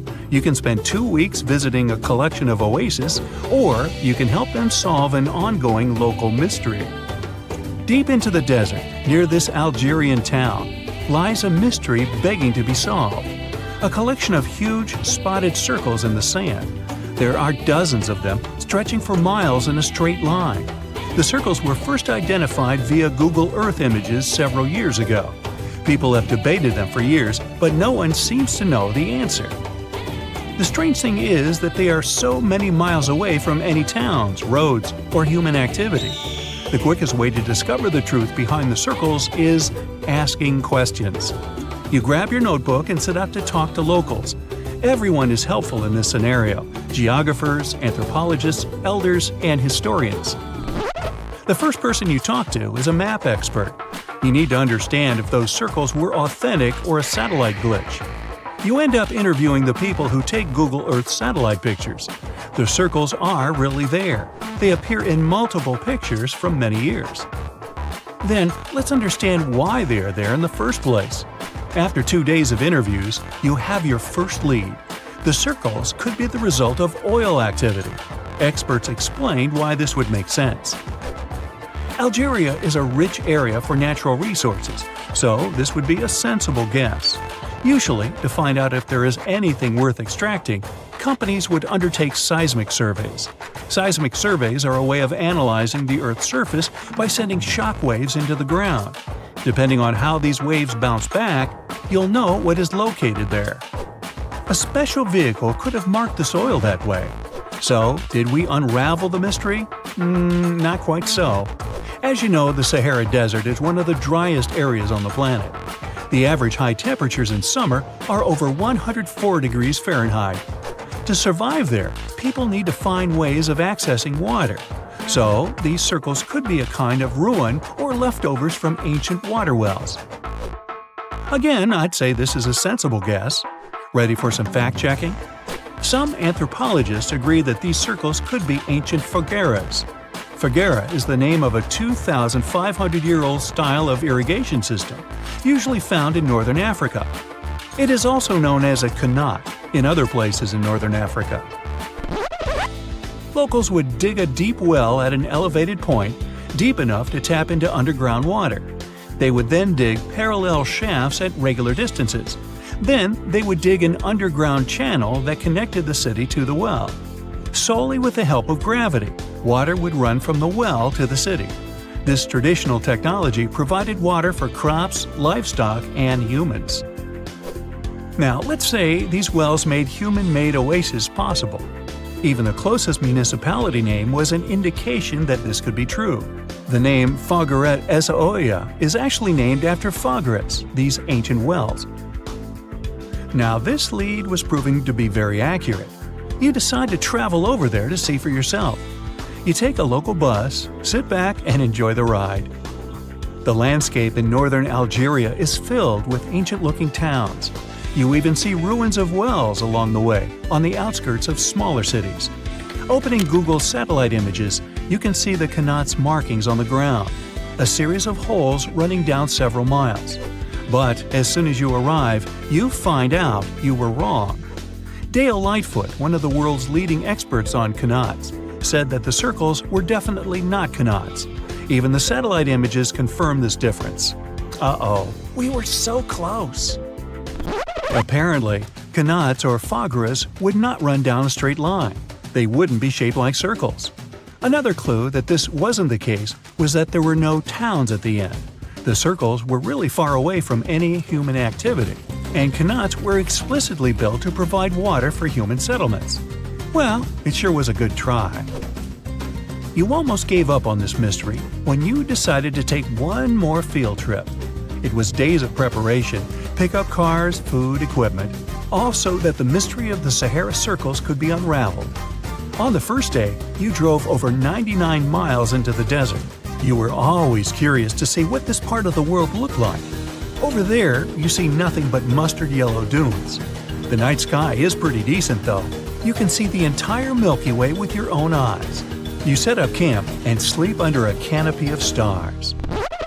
The next day, tension grows. There's no cell reception. Oh dear. But thankfully, you added the coordinates of the circles to your Google map. And surprise, the offline mode works out there. You follow the coordinates, but it leads you astray. You start to get nervous, thinking this was all in vain. But you and the team get into the car and drive a few more miles past the coordinates on your phone. After a very bumpy ride, you can't believe your eyes. There it is, an enormous crater dug on the sand, surrounded by 12 smaller holes. From up high, it looks like a clock, without the pointers, of course. On the ground, they're very faint, so faint you almost miss them. Searching the area, you notice all the holes had something similar: metal wires, thin wires that you can pull from the ground. They're buried deep, so you start digging. An object starts to reveal itself. Uh-oh, it looks like old dynamite. This certainly surprises you. Better stop digging to avoid any accidents. At the end of the survey, you feel satisfied, but still curious. What could all this dynamite mean? And who put it there? What comes next is the turning point of your adventure. Walking back to the car, you see something shining on the ground. You approach the item with curiosity. It's round and rusty and looks like a sardine can. What's that doing here? Could this give you more clues about the circle's mystery? Just in case, you pick it up and put it in the car. Back in the city, the puzzle pieces start to reveal the story behind the Sahara circles. You bring photos and the sardine can and show them to local experts. They analyze your material and give you an intriguing verdict. As it turns out, guess number 1 was the closest one to the truth. So, what happened to the first guess? Why do we need to keep digging deeper? Well, because it was only half right. The Sahara circles are not a historical footprint of seismic surveying. Back when the circles were made, this technology didn't even exist. But they sure are related to oil exploration. The dynamite-filled holes were an old method for oil searching. The circles are the leftovers of surveyors looking for resources underground. And the sardine cans? Well, they were left by the workers who held explosion works. You gotta eat, right? According to the model of the can, this happened more or less around the 1950s and 1960s. So these circles aren't even that ancient. More like modern ones, if you ask me. Well. Hope you are glad you tagged along and helped unravel this mystery. See you in the next mystery-solving adventure. Now, if you were to check out the Sahara from space right now, instead of a barren wasteland, you'd spot a surprising sight. Dry land sprinkled with some lakes and rivers in Morocco and Algeria, all thanks to some heavy rains in early September 2024. These aren't oases. This is just the Sahara going back to the factory settings. Believe it or not, eons ago, one of the biggest deserts on Earth was actually a lush paradise full of greenery. Let's first see how the Sahara turned into a desert. During the last ice age, Earth was much colder, and big ice sheets covered a lot of the land. At that time, the Sahara Desert was significantly bigger than it is today, and on our planet there were fewer tropical forests. And the cooler temperatures changed how rain was distributed in the tropics. Now, normally, warm air rises in the tropics, which helps create rain. Since it was colder during the Ice Age, this system got, messed up, and less rain fell in some areas. This caused more dry and desert-like conditions in places that are usually wetter. There was also a lot of dust blowing around in the Sahara Desert, which scientists found in old ocean sediments. But about 12,500 years ago, something surprising happened. The dust levels went way down. This meant that the Sahara got a lot wetter, which is a sign that the climate suddenly warmed up for a while before cooling down again. After 12,500 years ago, the Sahara became a much greener place, like a savanna, because a weather pattern called the Intertropical Convergence Zone, a mouthful indeed, moved north during summer. This wet period was at its best around 4,000 years ago, when temperatures were a bit warmer than today. At that time, more rain fell in the Ethiopian highlands, which made the Nile River carry more sediment. However, there was another big change called a Heinrich event, which caused the Intertropical Convergence Zone to move back south. This led to the Sahara and Arabian regions drying out quickly. Because of this, the Nile River had much less flooding between 2700 and 2100 BCE. Long story short, too late for that. The Sahara has gone through wet and dry cycles due to changes in the climate and weather patterns over thousands of years. Up until recently, we've known about the Sahara in its dry era, but in September 2024, an unusual cyclone rolled through. It hit Morocco, Algeria, Tunisia, and Libya, and filled those dry lakes and rivers. The satellite images from NASA of before and after the rains are stunning. It's like the Sahara has had a makeover. Some areas in North Africa received up to 8 inches of rain. For comparison, Seattle gets about 40 inches per year, only 5 times what the Sahara received. I say only for one simple reason. Seattle has a reputation for being quite rainy, while the Sahara does not. The tricky part is those 8 inches. Essentially, the entire yearly quota for this area fell in a matter of moments. So, in a way, it might have felt rainier in the Sahara than in Seattle. The mountains funnel the water into ephemeral lakes in northern Algeria, which recently expanded to over 70 square miles and reached depths of more than 7 feet. That's enough water to sustain it for a year. So what exactly are these ephemeral lakes? Well, they're basins that fill up for a short time each year, but might stay dry for several years if the rain doesn't cooperate. Sometimes water flows into them from a small surrounding area, or it can just be good old-fashioned rain. Now, a big question arises. How come these lakes exist in the first place?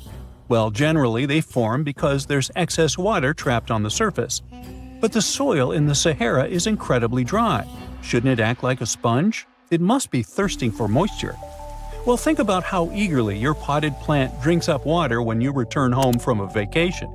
However, no matter how parched it is, dry soil can only absorb a limited amount of water, which is often quite small. And just like your potted plant, it doesn't necessarily drink it all. You might simply be overwatering. Or, if you check the saucer below, you could find a mini flood. Another significant factor preventing the soil from absorbing water is the lack of vegetation.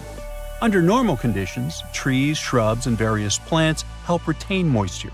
In the desert, however, it's nearly impossible. There may be a few palm trees, but that's about it.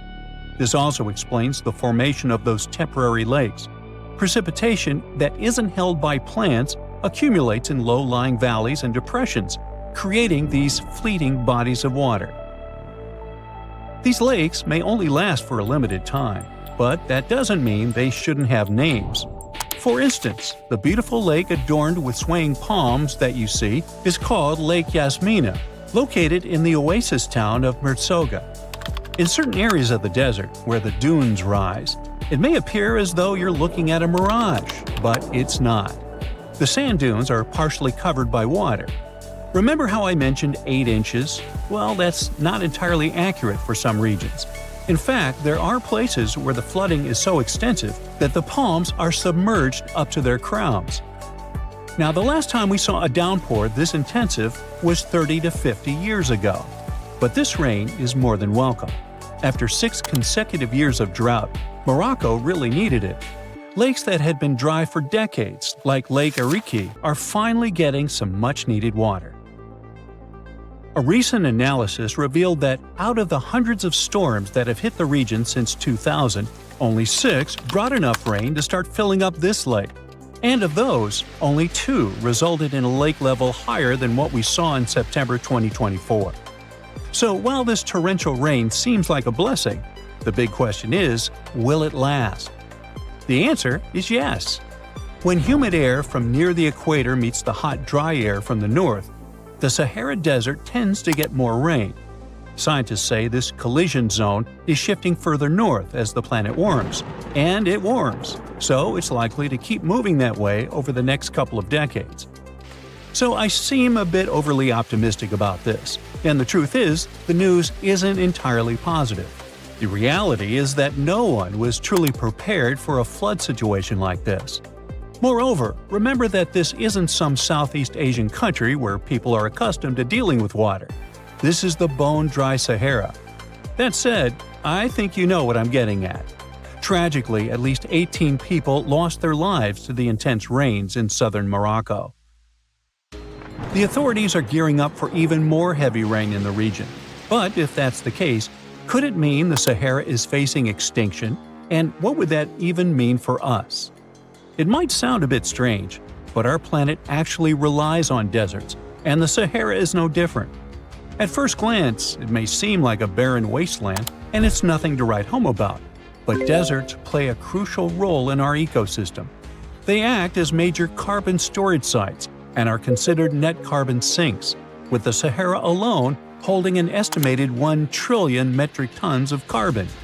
In the fight against climate change, these existing deserts are like a buffer, helping to keep the temperatures within acceptable levels. Yeah, deserts are scorching hot, but they act as the world's air conditioning. Plus, desert sands are an unexpected source of nutrients for lush areas like tropical rainforests. Believe it or not, scientists have found that the sand particles from the Sahara have a hand in nurturing the Amazon rainforest. These particles travel across the Atlantic Ocean, riding the winds all the way to South America, where they enrich the soil in the Amazon basin. Without the Sahara, experts believe the Amazon rainforest could face serious collapse.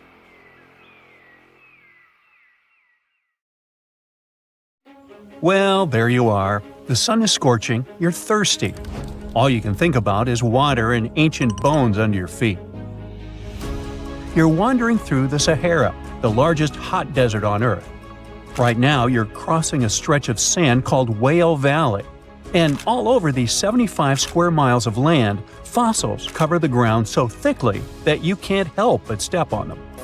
Paleontologist Hesham Salam says it's an unusual picture in this place. The bones are poking right out of the cliffs, as if they're calling to you to come check them out. You can spot ribs scattered all over the place. Look at these vertebrae. They're giant. Ooh, the creature they once belonged to must have been up to 65 feet long. The fossils show that the animal had a streamlined body like today's whale, but still had features like hind legs and feet. For scientists, it means a very exciting thing. They might have discovered a fully intact skeleton of a prehistoric whale. It was an animal that lived in this area when Egypt was underwater. You see, today, the Valley of the Whales is the world's largest ancient whale graveyard. You're likely wondering what marine animals are doing in a desert more than 100 miles away from the nearest coast. Well, millions of years ago, this desert was at the bottom of a massive ocean called the Tethys, which stretched from Europe to India. When sea levels dropped, the ocean left behind a seabed covered with fossils. And today, the fossils of some of the earliest known whales rest here, which gives researchers a peek into how today's massive ocean whales may have evolved. The fossils here are super detailed, even with some stomach contents still intact. Uh-oh. Scientists have also found fossils of ancient sharks, crocodiles, and turtles, helping to recreate what this marine world looked like millions of years ago. Now, the first whale bones were discovered in 1902, but it wasn't until the 1980s that people really started to explore the area, only when access to this area became better. Sadly, some fossils had been taken away by collectors before the site turned into a protected area. Most of the fossils are just under the surface, slowly revealed by erosion. Whale Valley gives us an amazing glimpse into millions of years of ancient coastal marine life. But let's move further. Ancient whale fossils aren't the only discovery you're going to make today. For over 150 years, scientists have been puzzled by a strange creature that lived millions of years ago. But now, thanks to some amazing fossils found in Morocco, they've finally figured it out. Look at them. These creatures are called blah blah blah. Nah, I'm kidding. Stylophorans. They look like flattened armor with a long arm sticking out. Researchers discovered these creatures in 2014 and were shocked. The fossils dated back around 478 million years. They found around 450 specimens, and to their surprise, some even had soft tissues preserved, which is super rare. Before this, they only knew stylophorans from their hard parts. Originally, scientists thought these creatures were good old echinoderms, animals like sea urchins and starfish. But new discoveries prove that they had a core body and feeding arm similar to modern starfish, complete with a water vascular system to help them move and eat. This finding ends a long debate about where stylophorans fit in the animal family tree. Now we know they're related to echinoderms, but are more advanced because they don't have the typical 5-ray symmetry. Ooh, come here and look at this giant fossil. It was found in the Sahara and gave scientists new insights into the Spinosaurus, the largest carnivorous dinosaur we know about. These 95-million-year-old remains also confirm that it was the first known swimming dinosaur. The Spinosaurus had flat, paddle-like feet and nostrils on the top of its crocodile-like head, perfect for staying underwater. It was a pretty weird dinosaur with a long neck, trunk, tail, and a 7-foot sail on its back, so it must have spent a lot of time in the water. At over 50 feet long, Spinosaurus might have been even larger than T-Rex. The first Spinosaurus remains were discovered about 100 years ago in Egypt, but only this new fossil, found in Morocco, helped scientists reconstruct this dinosaur for the first time. Researchers paid attention to the creature's shorter hind limbs and wide claws. These features point to adaptations for life in the water. Its snout and dense bones also suggest it was a swimmer, while its spiked tail likely attracted mates. Hey, good looking, come here often? And here's another astonishing find made in Tunisia, the remains of Machimosaurus rex. Now, so far it's believed to be the biggest crocodile ever. This ancient croc was about 32 feet long and weighed around 66,000 pounds. It was a top predator around 130 million years ago, and its skull was over 5 feet long. Now, this discovery is a big deal because it shows that these crocs stuck around longer than we thought. Before this, scientists believed that they disappeared during a minor extinction event between the Jurassic and Cretaceous periods. Now, let's go back to the fact that the Sahara was once underwater, and some of the largest sea creatures ever lived there. A study published in the Bulletin of the American Museum of Natural History speaks about an ancient body of water called the Trans-Saharan Seaway. It existed between 150 million years ago, covering parts of Western Africa. Scientists spent 2 decades trying to recreate this prehistoric underwater world. They found it was warm and shallow, home to some pretty terrifying creatures, including 5-foot-long catfish and 40-foot-long sea snakes. Yikes! The seaway was cut off from larger oceans for long stretches, which may have helped these predators grow larger because resources were always available. It's a classic case of evolution at work, leading to what scientists call gigantism in isolated environments. But all that water didn't just disappear with no trace. Under the sands of the Sahara, scientists have discovered a massive ancient lake, which they're calling a megalake. Makes sense? This lake formed around 250,000 years ago when the Nile River flooded the eastern Sahara. At its biggest, this lake covered over 42,000 square miles. It's about half as big as Kansas. They also found evidence of a smaller lake, 93 miles west of the Nile, at a slightly lower level and covering 18,600 square miles. All of this adds to growing evidence that once, North Africa had many lakes that might have created migration routes, helping early humans move across the continent. Now, in the Sahara, you can find not only fossils of bizarre animals. In May 2020, some weird rocks with greenish crystals were discovered in a sandy region in southern Algeria's Sahara Desert. When scientists checked them out, they found out these rocks weren't from Earth. They were actually pieces of a meteorite called Erg-Chek 002. This meteorite is super old, like the oldest volcanic rock ever found. It melted ages ago in the fiery heart of an ancient protoplanet that no longer exists. Researchers had recently published a study in Nature Communications, revealing that they have analyzed lead and uranium isotopes in Erg-Chek 002 and found out it's more than 4.5 billion years old. Another cool discovery made in the Sahara is quite unexpected. A few years ago, scientists found what they think are the world's oldest colors, and they're bright pink. These pigments were uncovered from rocks that are around 1.1 billion years old in the Sahara Desert. The colors came from microscopic organisms, as animals didn't exist back then. The discovery was made by a PhD student who crushed the ancient rocks and analyzed the pigments. These pink pigments are actually ancient chlorophyll from photosynthetic organisms that lived in an ocean that's long gone. Researchers are now sure that this finding could help explain why larger, complex creatures showed up much later in Earth's history. Before these colors were discovered, scientists didn't know what was missing in the food chain that delayed the evolution of larger animals. Now they understand that tiny cyanobacteria were at the bottom of that chain. Apparently, this discovery is not just about finding some old pink stuff. Scientists believe it's a breakthrough in understanding the history of life on Earth.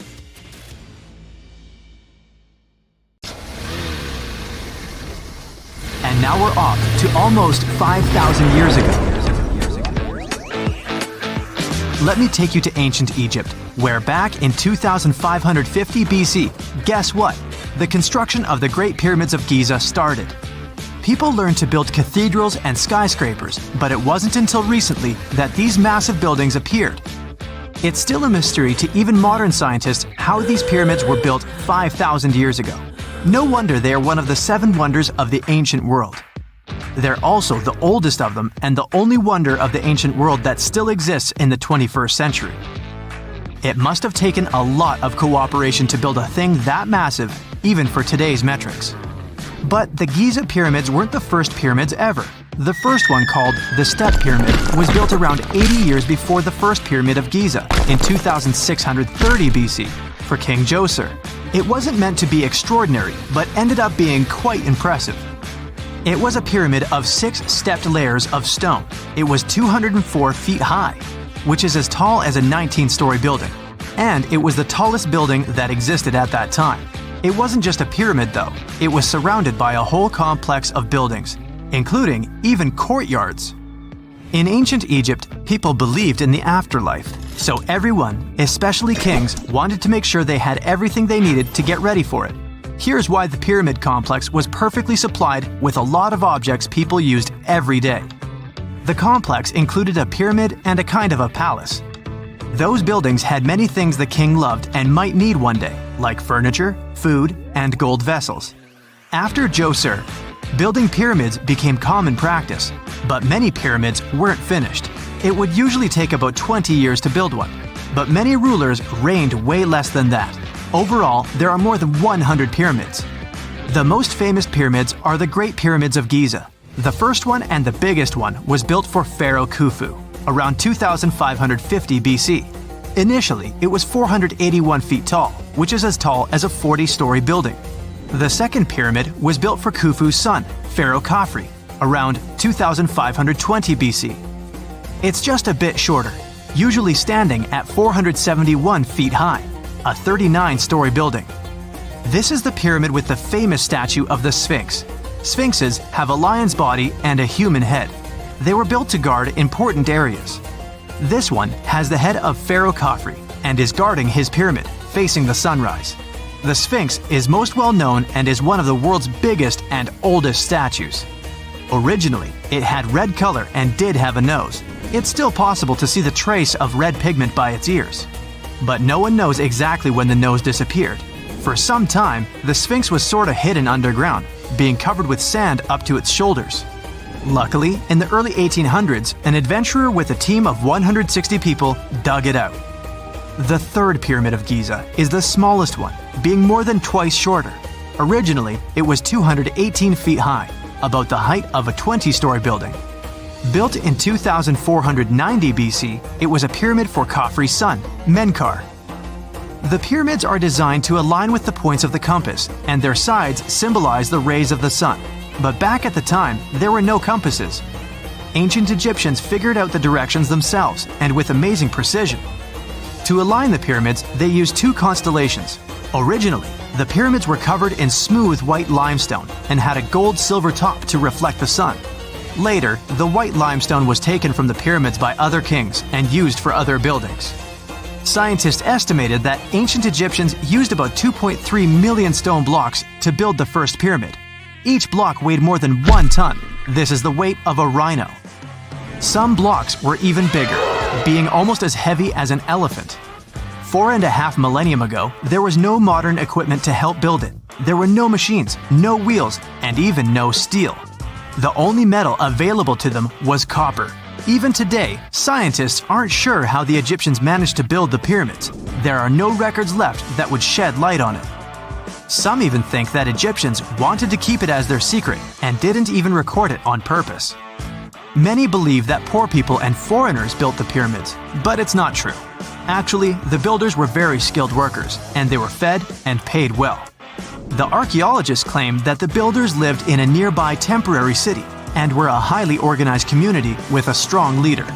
Scientists say that around 20,000 people worked on each pyramid complex, and it took about 20 years to build each.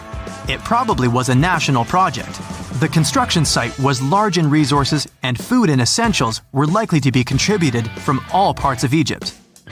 Even with all that support, it remains unclear how people managed to cut, transport, and assemble those huge stones. One of the theories suggests the stones were most likely transported on boats down the Nile River. Then, there was a harder part. They had to be moved to the construction site. For that, they probably used wooden sleds. It wasn't very hard to pull them because the sand mixed with the right amount of water was pretty slick. And 10 people could move a sled even with a rock weighing 1 ton pretty easily. Finally, one last problem. The stones had to be lifted and put into place. Archaeologists have discovered the remains of the ramps system that dates back to when the pyramids were built. Most likely, the Egyptians designed a unique system to move and pull huge stone blocks, but no one knows what it looked like exactly. The most common opinion is that there were several ramps around the pyramid to help move the blocks. The ramp was growing with the pyramid getting higher. They suppose people were walking up the stairs, pulling the stone on the wooden sled up in the middle on the sandy ramp. But this is just one of the options. Others say that the ramps were going around the pyramid. Some say the ramps were inside the pyramid. But we'll never know for sure, and it'll forever remain a mystery, just like the ancient Egyptians wanted. Surprisingly, there's not much inside the pyramids. Most of it is just solid stone with very little open space. But let's take a quick look inside the biggest of the pyramids of Giza.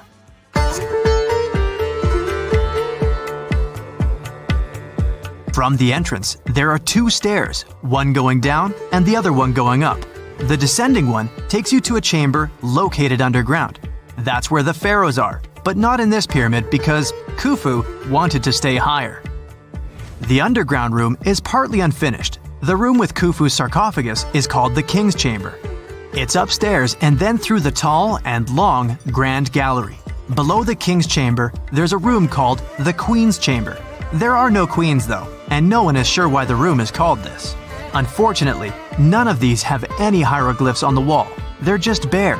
If you want to see them, you should go to the other rooms that are decorated. Those pieces of art are depictions of ancient Egypt's culture and daily life. The texts allow researchers to study their language and grammar. Sadly, the treasures that once were here in the pyramid are long stolen. From that room, there are several tunnels for an unknown purpose. There are many tunnels and passages inside the pyramids. There are many chambers and shafts and secret ways. Scientists have been sending little robots with cameras there for some decades already. And the robots did discover another chamber a bit upstairs with hieroglyphs on the walls.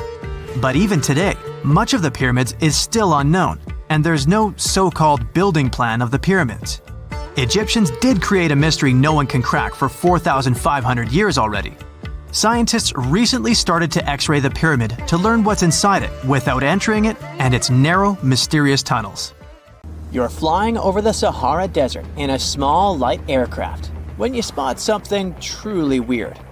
It seems to belong to a very different part of the world, the ocean. But what ocean can be huge enough for this monstrous sea star to dwell there? You descend and realize that it's not a sea star. It's a towering dune with a pretty unique shape, and it's not alone. From afar, these magnificent sand structures look a bit like pyramids. They have pointed tops and radiating arms. Called star dunes, they're the most complex and largest desert dunes in the world. They're the tallest of their kind, but that's not the coolest thing about them. Researchers have found similar formations on Mars and even on one of Saturn's moons, Titan. Star dunes aren't super rare, but they're especially widespread in southeastern Morocco near the border with Algeria. That's where you're flying at the moment, and the breathtaking dune you're marveling at is Lella Lalia, probably the most famous of them all, a giant 330 feet tall. Scientists believe that it formed in less than 1,000 years. How about doing some research to find out more about these unusual formations? There, I see a great spot for landing. Star dunes got their name because of their multi-armed shapes. They form in areas where winds change direction throughout the year. But even though you can find them in different places on our planet, there is just one confirmed star dune in the rock record, the collective record of Earth's development reflected in preserved rocks. The star dune in question is in Scotland, and it's ancient, from about 250 million years ago. That's all we know about super old star dunes. Probably because we don't know what to look for to identify one. Another problem: star dunes often form in remote locations, which makes them extremely difficult to study. Imagine reaching the nearest settlement, then somehow traveling who knows how many miles to the dune itself, and then slogging up several hundred feet of shifting sand. I'll pass. But you can go since you've already landed, and the dune is right here in front of you. Currently, you're in a dune field called Erg Shabi. Lucky for you, this area has long become a popular tourist stop. Look, in the distance, there are hotels and even a good road. Scientists who examined Lella Lalia before you used ground-penetrating radar to find out more about the sand formation. This equipment can detect the tiniest differences in sand grain sizes and water content under the surface of the dune. That's how you can create a picture of its interior layers. Look out! Phew, it was a close call. See this trench? The researchers dug such trenches to take samples of long-buried sands and then examined them. It's a pretty cool process. The thing is, while buried deep inside, the quartz in the sand accumulates radiation coming from natural sources within our planet. We can compare the grains of quartz to minuscule rechargeable batteries. They can store the energy they get from radiation.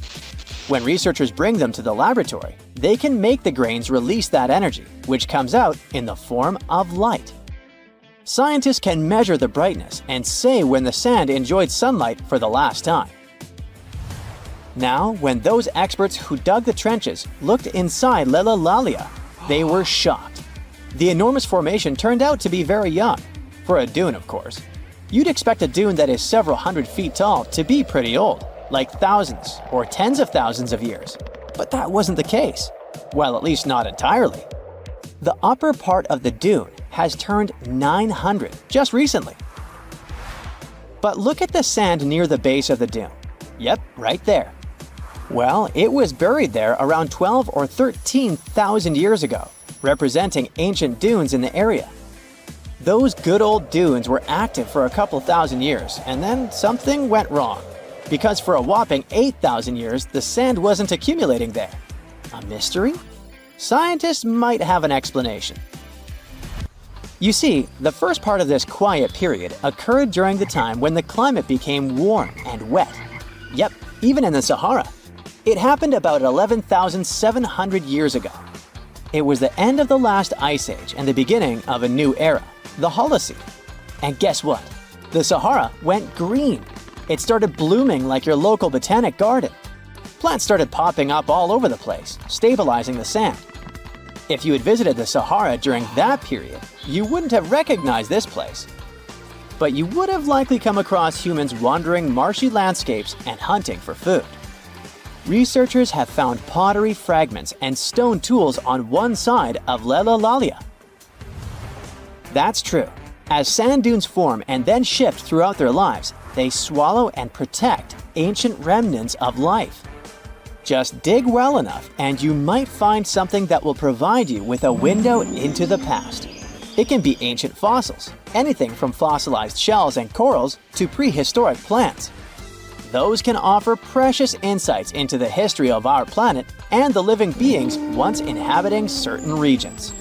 Now, it might come as a shock, but in the Sahara Desert, scientists have uncovered well-preserved marine reptiles and fossilized fish within the layers of those ancient sand dunes. They are the remains from the time when the Sahara was covered with a sea millions of years ago. Anyway, it's time to leave that ancient paradise if you want to survive. 4,000 years ago, the wet period came to an end, and the Sahara dried out again. Interestingly, our dune didn't begin building up right away. For some time, sand probably blew through but didn't accumulate. Or the dune could have started growing in a different location.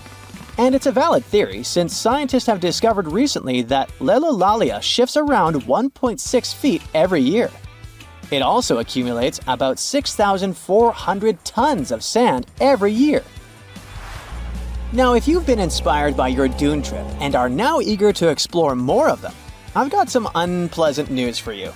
Unfortunately, although there might be star dunes locked in sandstones around the globe, they're super tricky to detect. The problem is, dunes are huge, but they lack a single distinguishing feature. So you'd really need large exposed beds of rock if you want to get a wide enough view to identify a star dune. On the bright side, there surely are places where it might be possible to do such research, but you should be ready to know that it might be just a set of various features that look like other dunes. But if you combine them, you'll say, it's likely to be a star dune. Comment below if you'd like to go on a trip in search of a star dune.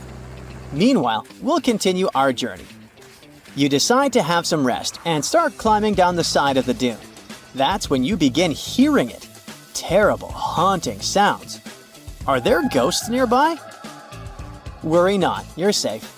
You might have heard of a phenomenon called singing sands. As you walk down some sandy slopes, you disturb the grains of sand. They rub against each other, producing friction that creates those eerie melodies. With each step, the sand beneath your feet comes alive in a ghostly choir of whistles and whispers. The sounds range from low hums to loud, high-pitched wails, as if an otherworldly symphony is echoing through the dunes. But of course, scientists have their own very practical explanation, attributing this phenomenon to the right atmospheric conditions combined with the unique size, shape, and moisture content of the grains. Now you've almost made it all the way to the bottom of the dune, but beware of slip faces. When a sand dune reaches a certain steepness, it develops a slope. That's the very slip face I was talking about. This slope is usually on the leeward side of the dune and sheltered from the prevailing wind. Sand grains start accumulating on the windward side, slowly creeping along the dune's gentle slope. At one point, they reach the top.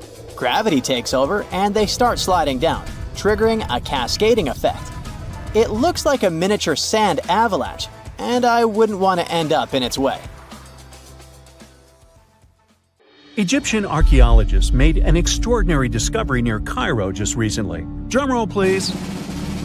The most ancient and most complete mummy yet discovered in the country. Yes, they were keeping it under wraps. The 4,300-year-old mummy was found in a group of tombs close to the step pyramid of Djoser, dating back to the Egyptian Old Kingdom. It was covered in layers of gold. The team also found several other tombs, including one belonging to an ancient Egyptian official and another belonging to a secret keeper who had the power to perform special ceremonies. Another interesting tomb was that of a writer, which featured the largest statues ever found in the area. This vast burial site is also home to more than a dozen pyramids and resting grounds. Probably one of the most famous mummies in the world is that of Hatshepsut. She ruled Egypt like a boss for around 20 years, building all sorts of impressive buildings and creating new trade routes. But when archaeologist Howard Carter found her tomb in the Valley of the Kings, her sarcophagus was empty. However, Carter did find two coffins in another tomb, one of which belonged to Hatshepsut's wet nurse and the other to an unknown woman. In 2006, a team of specialists decided to investigate whether that mysterious lady was the queen herself. They found a molar tooth in a wooden box with Hatshepsut's name on it, and when they compared it to a gap in the mummy's mouth, it was a perfect match. Ramses II was a pretty impressive ruler, but it was his mummy that eventually made history. Now, we don't hear too much about his daddy. Okay, I'll stop. Ramses is considered to be the most powerful pharaoh in all of Egypt, as he reigned for a whopping 6 decades. He also lived to be over 90 years old. Now that's pretty amazing, considering the time he lived in. Ramses II supposedly had over 100 offspring too. Talk about a big family. When he passed away, his body was originally buried in the Valley of the Kings, but some sneaky guys tried to rob his tomb of all his treasures. Officials back in the day weren't having any of that though, so they moved his body to a secret location to keep it safe. Fast forward to the 1800s, and Ramses II's mummy was discovered along with a bunch of other rulers and important officials. But it wasn't in the best condition, so archaeologists flew it to Paris to get it, pampered. Problem was, he couldn't just be transported into another country. The only solution available was to give Ramses II his own passport. His occupation was listed as king, and the document even featured his photo. Most mummies aren't necessarily known for having the most hydrated skin. But that of an ancient woman, also known as Lady Di, proves otherwise. No, not that Lady Di. This wealthy lady from ancient times was discovered in an ornate tomb in 1971, and she looked fabulous, if we can say so about a mummy. Thanks to the special conditions in her tomb, like the moisture in the environment and the lack of oxygen, her body was almost perfectly preserved. Her skin was soft, her hair was on point, and she was still flexible. The museum that now proudly displays her mummy also shows a ton of fancy items that were buried with her, like dinnerware and musical instruments. Archaeologists investigated the mummy further and discovered that she passed away from a heart attack at around 50 years old. Even though it hasn't been around for over 2,000 years, Lady Di is still making history. The mummy of Otzi the Iceman was discovered in the Alps in 1991. Austrian authorities initially thought he was a modern mountaineer because he was so well preserved. Turns out, he was actually from the Copper Age. He was found in a mountain pass over 10,000 feet above sea level. Through studying his mummy, we've learned so much about life in Copper Age Europe. For example, we know that he was a native of Central Europe and enjoyed eating meat. He also suffered from arthritis, narrowing arteries, and intestinal problems. But he likely used acupuncture and medicinal herbs to treat these conditions. And apparently, he was pretty handy with tools. He sharpened them just days before his untimely demise. Who knows if he was expecting trouble or just getting ready for some routine work. Now, King Tut and his story is most likely the one that made all mummies famous. This pharaoh passed away at the young age of 19, more than 3,000 years ago. But his mummy is still one of the most well-known in the world. When his tomb was opened in 1922, people went wild because it was still intact, unlike many other royal tombs. It had some seriously blinged-out coffins, including one made of solid gold. Not only did Tut's tomb give us a glimpse into ancient Egyptian history, but his mummy also taught us a lot about the time he lived in. DNA analysis helped identify his parents and revealed that the pharaoh had a rare bone disorder that might have made walking a bit tough. Now, Ginger is most likely one of the coolest mummies you'll ever hear about. He's like a time traveler from 5,000 years ago who's still looking fly with his golden hair and perfectly preserved nails. Ginger was discovered in Egypt and is believed to be the earliest known mummified body. Before people even knew about mummification, they used to place bodies in shallow graves in the hot, dry sand. And since the sand absorbed all the water, bacteria couldn't reproduce and the body was preserved naturally. Now, scientists are not sure if Ginger's preservation was intentional or not, but since he was buried with some pottery vessels, it's likely that whoever buried him knew some serious preservation techniques. If you want to meet Ginger in person, he's currently chilling at the British Museum. One Dutch art collector bought a statue from Asia and ended up finding a weird discovery. The statue contained a mummy hidden inside. Unfortunately, the body was too fragile to move, so they had to leave it there. The coolest part is that this mummy is over 1,000 years old and was on display for 200 years before being encased in the statue. When scientists did a CT scan, they found out that the mummy was filled with paper scraps covered in writings. Experts think he might have done this thing called self-mummification. which is a pretty intense process involving a special diet and tea that makes your body less prone to bacteria. Only a few people could handle this ritual, and those who managed to do that were seriously respected. No other Egyptian queen has baffled scientists and historians like the stunning Nefertiti. Based on her statues, she was known for her slender neck, wide eyes, and high cheekbones. Her name translates to "the beautiful woman has come." Talk about living up to your name, huh? Even though she wasn't a pharaoh herself, Nefertiti still managed to leave a lasting impression. Written records suggest that, as a wife and queen, she held an incredibly influential role. Because of her power, she was indeed admired, but she also managed to make quite a lot of enemies throughout her life. She was also related to King Tut, but not biologically. Rather, she was his stepmother. So far, locals have yet to identify her mummy, but that may soon change. A local Egyptologist who has been busy excavating tombs in the Valley of the Kings has found two mummies that he believes could be Nefertiti and her daughter. According to specialists, we may soon finally get a definitive answer about the identity of these two mummies. And if one of them does turn out to be Nefertiti, we could be in for a real treat. DNA analysis and CT scans of the mummy could give us the most complete and accurate image of the queen that we've ever seen. It's crazy to think that we've only scratched the surface of what lies beneath modern-day Egypt. Nefertiti ruled during a time of great power and prosperity in Egypt, but unfortunately passed away in a period of social turmoil, leading to her gravesite being lost. Now, where's my mummy?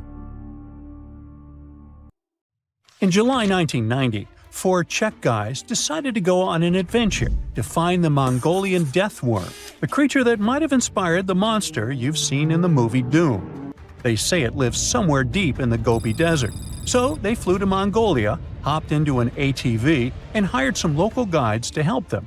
All that to meet a creature that is up to 6 feet long, can spit acid that could melt anything, and is capable of shooting electricity at those it doesn't like.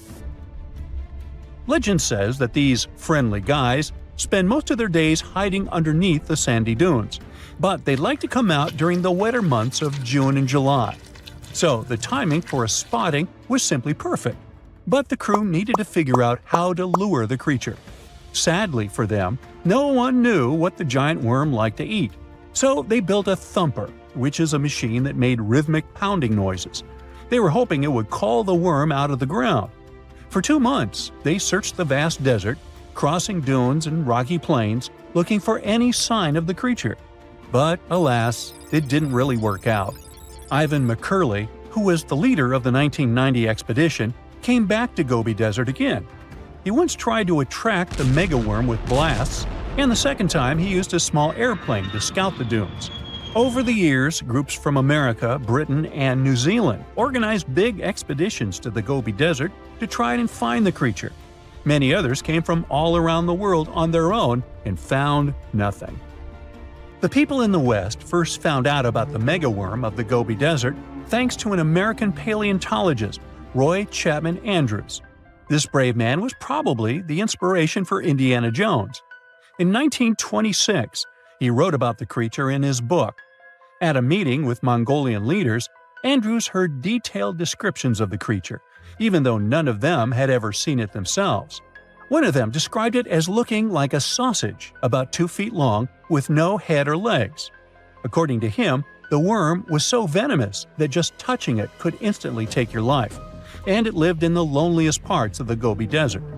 Andrews didn't think the creature was real, but he shared these stories again in another book. In May 2005, 4 friends from Great Britain who search for monsters professionally decided to try their luck. They made drawings of the worm and hired local people to hand out flyers all over the Gobi Desert. These flyers offered a reward to anyone who could give information about the worm or even bring them a specimen. They thought loud sounds that other explorers tried would scare the beast away. Some told them it likes damp conditions, so they came up with a plan to block streams of water to create wet areas that would lure the worm out. Their plan didn't work because it was too hard to build dams in the desert. They ended up using small traps, but didn't find any actual proof that the worm existed. But they did meet locals who shared interesting stories about strange creatures they had seen over 70 years. Over the years, stories of the monster spread around the world. In some of them, it's only 1 foot long. In others, it's as large as a human. It's white-gray or scaly and brown, or maybe fleshy and bright red. Someone said it resembled a snake, or maybe a caterpillar, or maybe it has wings and can fly. And some believe it could be a supernatural evil being without a body. Maybe the stories are so different, and the search operations are so fruitless, because the creature doesn't even exist. Or it could be one of many cryptids. Those creatures like Bigfoot, Yeti, the Loch Ness Monster, their existence has yet to be proven. In 1983, one scientist who was visiting the region heard that an old man had managed to catch the mysterious worm. He also learned there was a nest nearby. The scientist bravely approached the hole in the sand and put his hand inside. A giant creature dragged him in, and he was never seen again. Just kidding. He actually found a Tartar sand boa inside. It's a chunky, burrowing, non-venomous snake that has small eyes and gray-brown scales. He showed it to the locals to verify if it was the monster, and supposedly all of them said yes. Most Mongolians who know about the worm still believe it's real. Now, even though people call our supposed monster a worm, it's just what it sounds like in the English translation. Many Mongol cultures have used this word for centuries to refer to any animals they thought to be really dangerous, especially snakes, even non-venomous ones. So, it doesn't have to be a literal worm after all. Worms are soft and squishy, but a creature living in the harsh Gobi Desert would need to be tougher, more like a snake or a type of lizard without legs. Neither of these creatures can shoot electricity or spit acid like they say the death worm does. But some snakes, like cobras, can spit venom that's dangerous for people. If it were real, the creature would have a backbone, and explorers searching for it would likely find some bones or evidence left behind. And there are actually fossil remains all over the Gobi Desert. Scientists found representatives of over 80 dino groups here over the last almost 100 years. It all started with the world's first dinosaur egg nests. This discovery changed all the scientists knew about dinos. It was the first proof they laid eggs.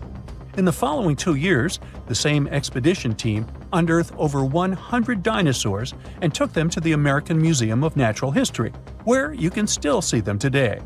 Some of them were swimming around in the Cretaceous Sea that used to be here about 71 million years ago.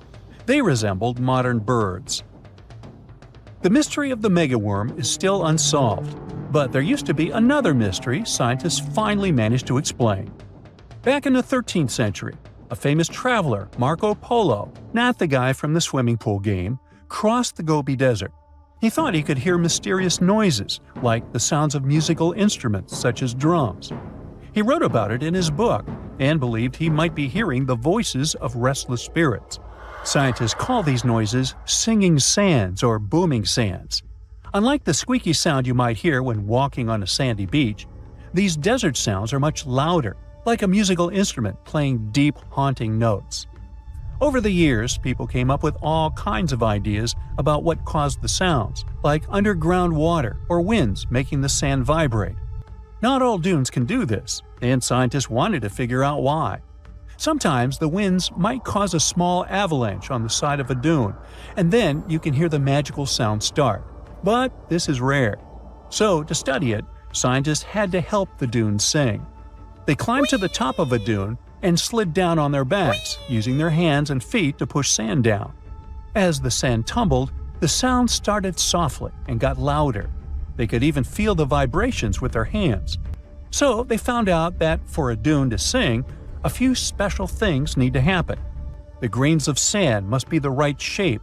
The dune has to be big, and the sand must be very dry, so no singing after it rains. Inside the dune, there's a hard layer of packed sand that acts like a giant speaker. This layer bounces the sound waves back and forth, makes the noise louder and louder, and creates a haunting melody that can fill the desert air. In other words, the dunes can play tunes. Yeah, sorry, I couldn't help myself with that one. Have you heard of Göbekli Tepe? It's an ancient site in Turkey that literally made historians rewrite history books. Over 11,000 years ago, a group of prehistoric humans crafted an enigmatic masterpiece that's even older than Stonehenge.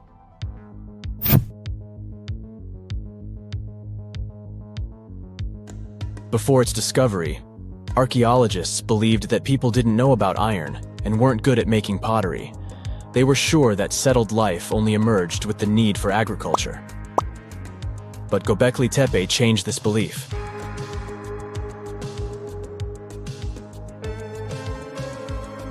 The place has revealed that it was the temple that paved the way for a settled life, not agriculture. Until this discovery, researchers believed that farming was the catalyst for sedentary living. Meet Professor Schmidt, the guy whose findings changed this theory. He managed to prove that hunter-gatherer communities laid the very foundations of this way of life.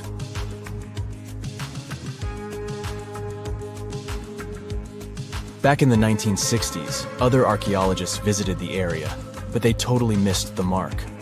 While surveying the region, they stumbled upon a hill with scattered limestone slabs and concluded it was just an old burial ground from medieval times. Little did they know that there was so much more to uncover.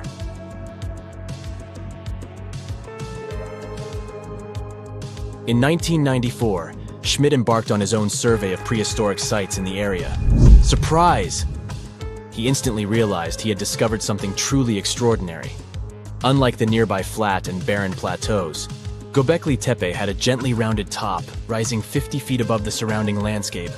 Funny enough, the translation of this place's name is Potbelly Hill. Schmidt was sure only humans could have made something like this.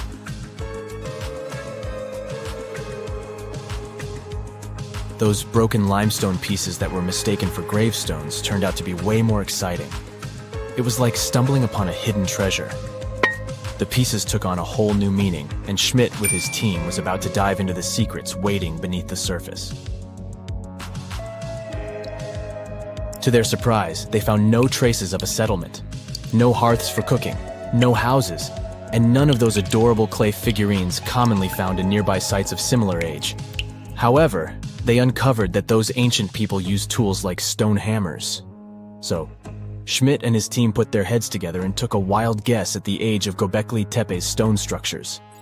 Their estimation got backed up by some limited carbon dating done right at the site. The ancient vibes of this place were finally starting to make sense. It was like a puzzle slowly coming together.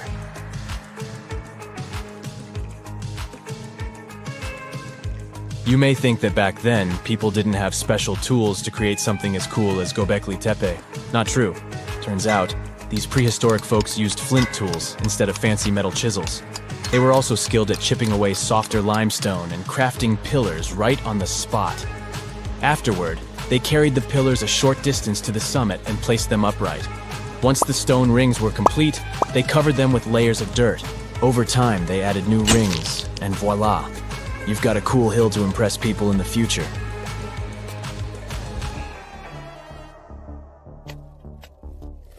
During their first year of excavation, the team went through 15,000 pieces of animal bones from wild creatures. These people didn't have pet animals or grow their own food. They hunted wild animals for their meals. But things were about to change, because the place had everything they needed to start farming. Scientists say they had wild sheep and wild grains that could be domesticated. And guess what? Just 20 miles away, geneticists found evidence of the world's oldest domesticated strains of wheat at a prehistoric village.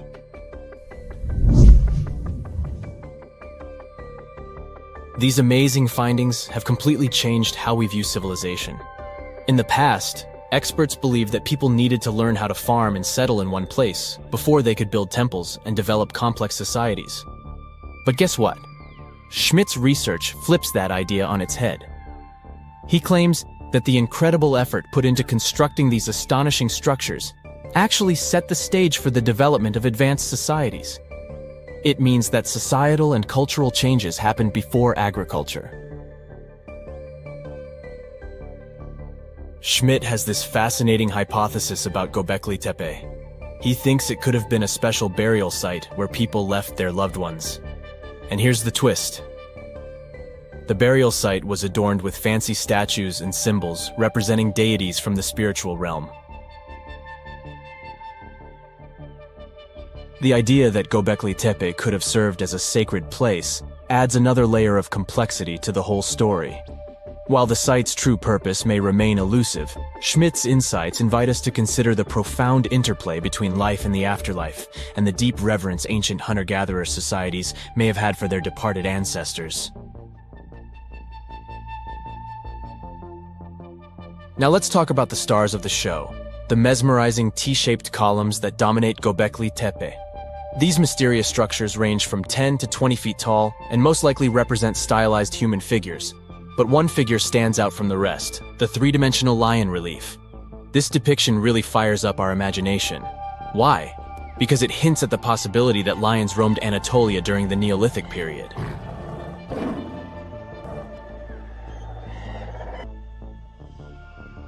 These standing stones are arranged in circles and placed in rectangular pits. Each circle has a similar setup. Two big T-shaped pillars in the center, surrounded by slightly smaller ones facing inward. Talk about a stylish arrangement. These towering pillars reach a whopping 16 feet and weigh between 7 and 10 tons. Some pillars are plain and simple, while others are like works of art with intricate carvings.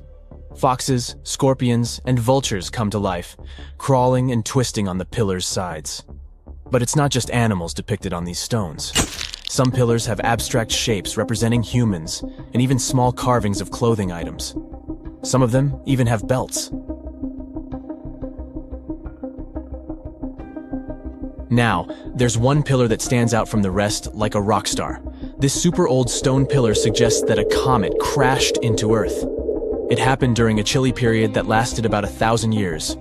Previous studies examining Greenland ice cores hinted at this comet theory, but now the carvings at Göbekli Tepe prove it right.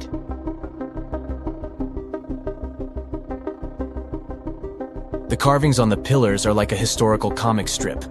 They even show a headless human figure.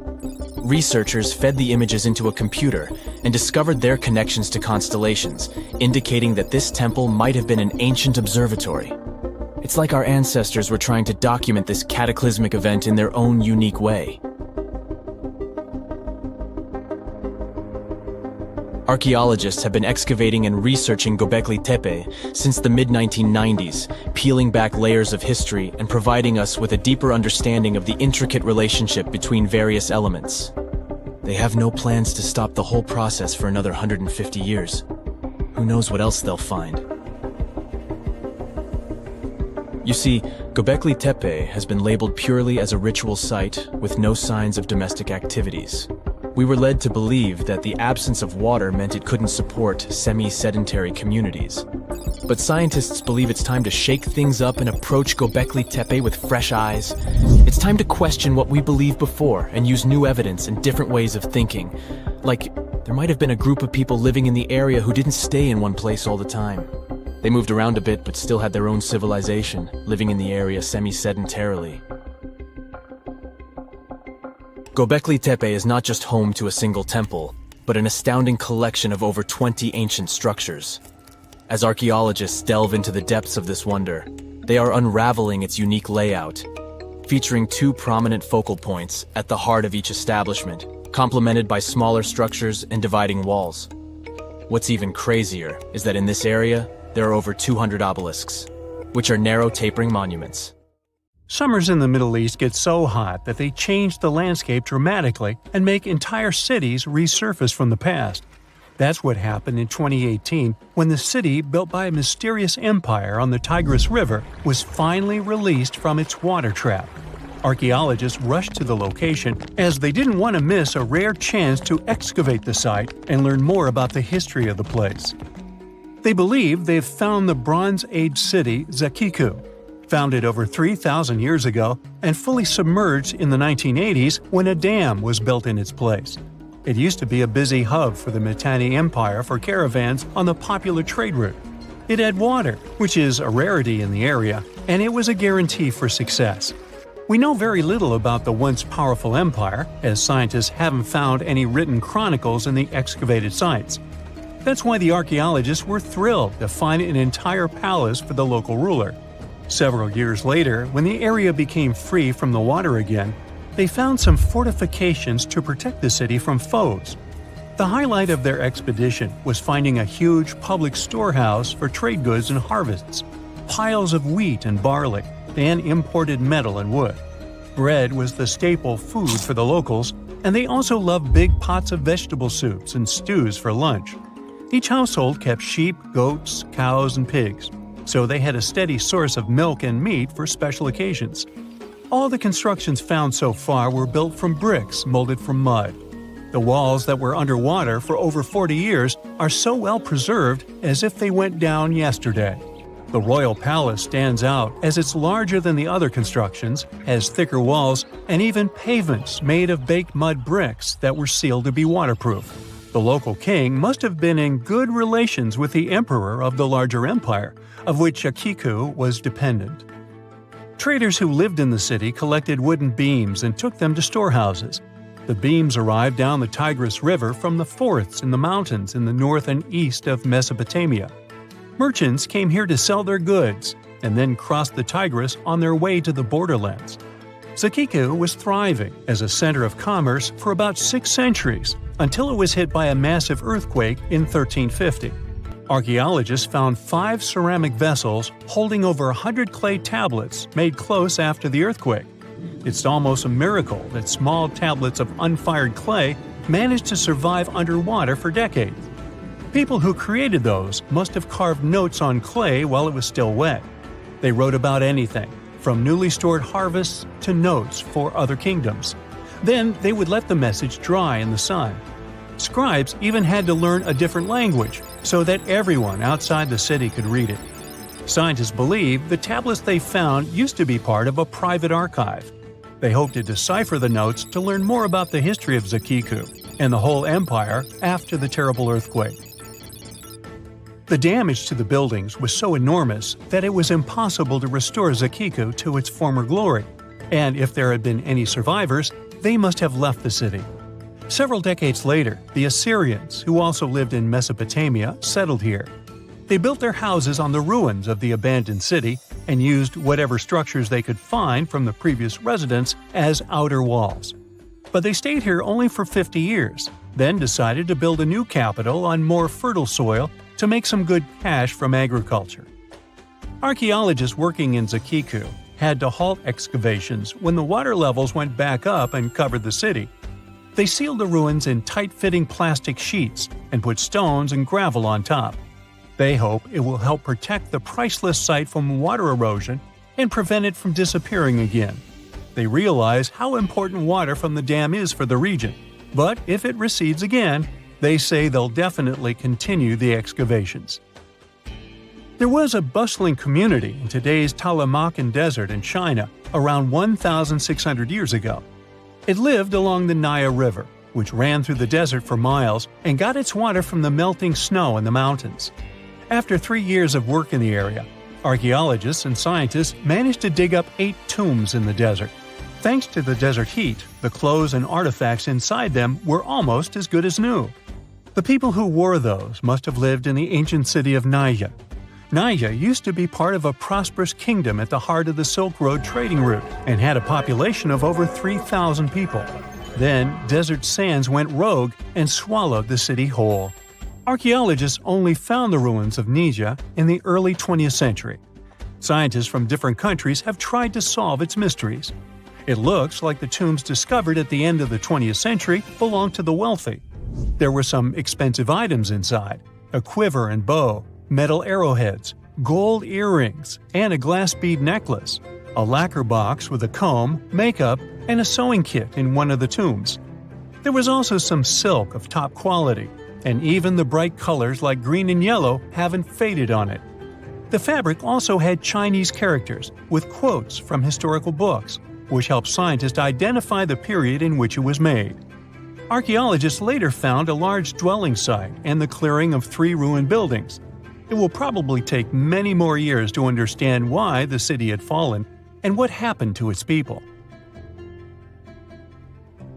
Saudi and French archaeologists teamed up near Riyadh, the Saudi Arabian capital, and stumbled upon an ancient settlement dating back 8,000 years. The scientists use all sorts of cool tech, like laser scanning, drones, and aerial photography, to unearth this Neolithic-era gem. They found the settlement in a local archaeological hotspot. Among the treasures they uncovered were a stone temple, remnants of an altar, and over 2,000 graves. All these finds tell us about ancient practices and rituals. The team also found the foundations of 4 massive buildings, corner towers, and open-air courtyards, all with underground reservoirs to store water for agricultural use. There was also a smart irrigation system with canals and cisterns, which let the city thrive in one of the driest deserts in the world. Rock drawings etched into the nearby mountain depicted the daily life of the locals. The excavations have been going on in the area for over 40 years, and scientists still keep finding new artifacts to answer more of their questions. Fishers have stumbled upon ancient bones, tools, and artifacts that are 9,000 years old on the North Sea floor. British and Dutch archaeologists and paleontologists rushed to see the finds as they were hoping it could be evidence of the submerged Doggerland. And they weren't disappointed. There were even perfect sets of footprints left by Mesolithic people who lived here. 12,000 years ago, during the last major ice age, the British Isles weren't islands at all. There was a landmass made of many hills, marshlands, and dense forests that connected them to the European continent. That landmass was Doggerland, where a prehistoric hunter-gatherer society lived and thrived. But then, the sea level started going up at the speed of 3 to 6 feet a century as glaciers were slowly but surely melting. The locals had to move to areas that today belong to England and the Netherlands. Experts decided to learn more about the history of Doggerland, using data from oil companies working in the North Sea. So far, they've created digital models of what the area of 18,000 square miles might have looked like before it vanished beneath the waves. They still need to analyze samples of ancient insects and plants and the DNA of animals to get a full picture. You find yourself in Africa, land of unique wildlife, home to a great variety of cultures and languages, and, first and foremost, host to the world's largest hot desert, the Sahara. It's daytime, and you are thirsty for some water and shade. You've been walking for days, trying to find one of those precious-looking oases. You feel you're near, but the horizon just keeps stretching and stretching. Your mind is tired, and your body is feeling all the heat. It's like you've eaten a full plate of hot pepper and then some more, judging by how much you're sweating. And when I say hot, think 100 degrees Fahrenheit hot, on average. No wonder this is happening. After all, you find yourself in the world's biggest hot desert.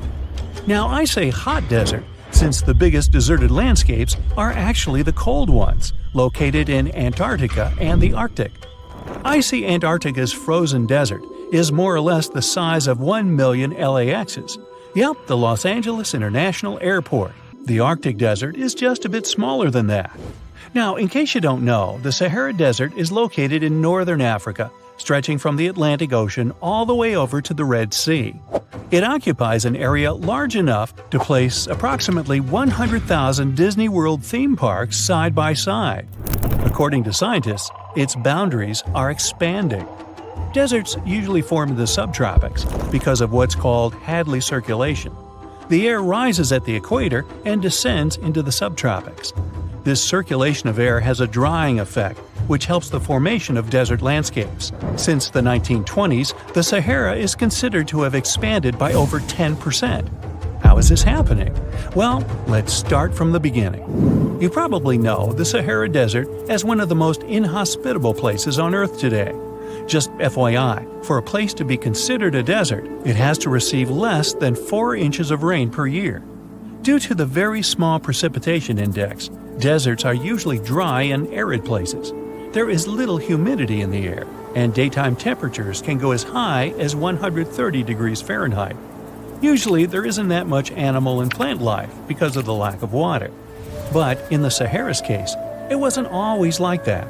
It may be difficult to imagine northern Africa without the tons of sand it has today. But about 20,000 years ago, the Sahara was actually one big oasis. Recent discoveries show clear evidence of what the scientists now call the Green Sahara.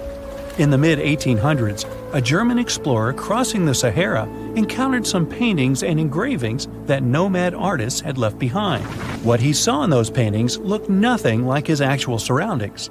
Instead of an arid landscape with only camels and desert vegetation, the rock paintings depicted jungle animals like giraffes and hippos. There were even images of livestock and grazing animals such as cattle and sheep, something that seems impossible for modern-day Sahara. Artists usually draw what they see around them, so this finding really intrigued the German explorer. The drawings were so detailed that the artists must have had close contact with those animals. You can find this rock art spread out in the northern part of the African continent, from western Sahara to Saudi Arabia. Geologists soon took a keen interest in this and found the first clues to what this could mean.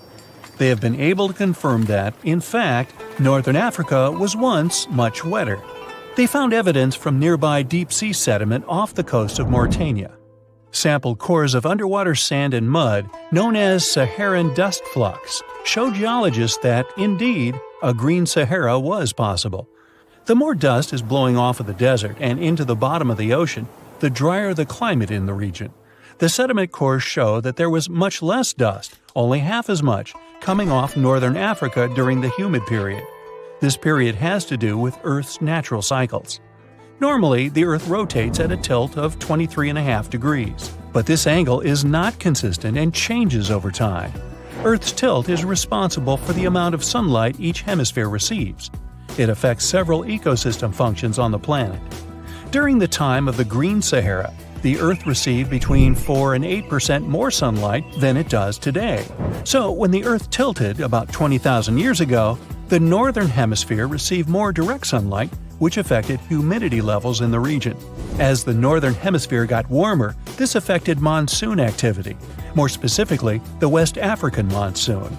Monsoons are wind systems that affect a region's rainfall index and humidity levels. As a part of the globe gets warmer, it allows for more air to rise. It combines with the wind to draw moisture up into the atmosphere. Little by little, northern Africa also became wetter. The increased moisture made the Sahara so wet that there were actual bodies of water in the region.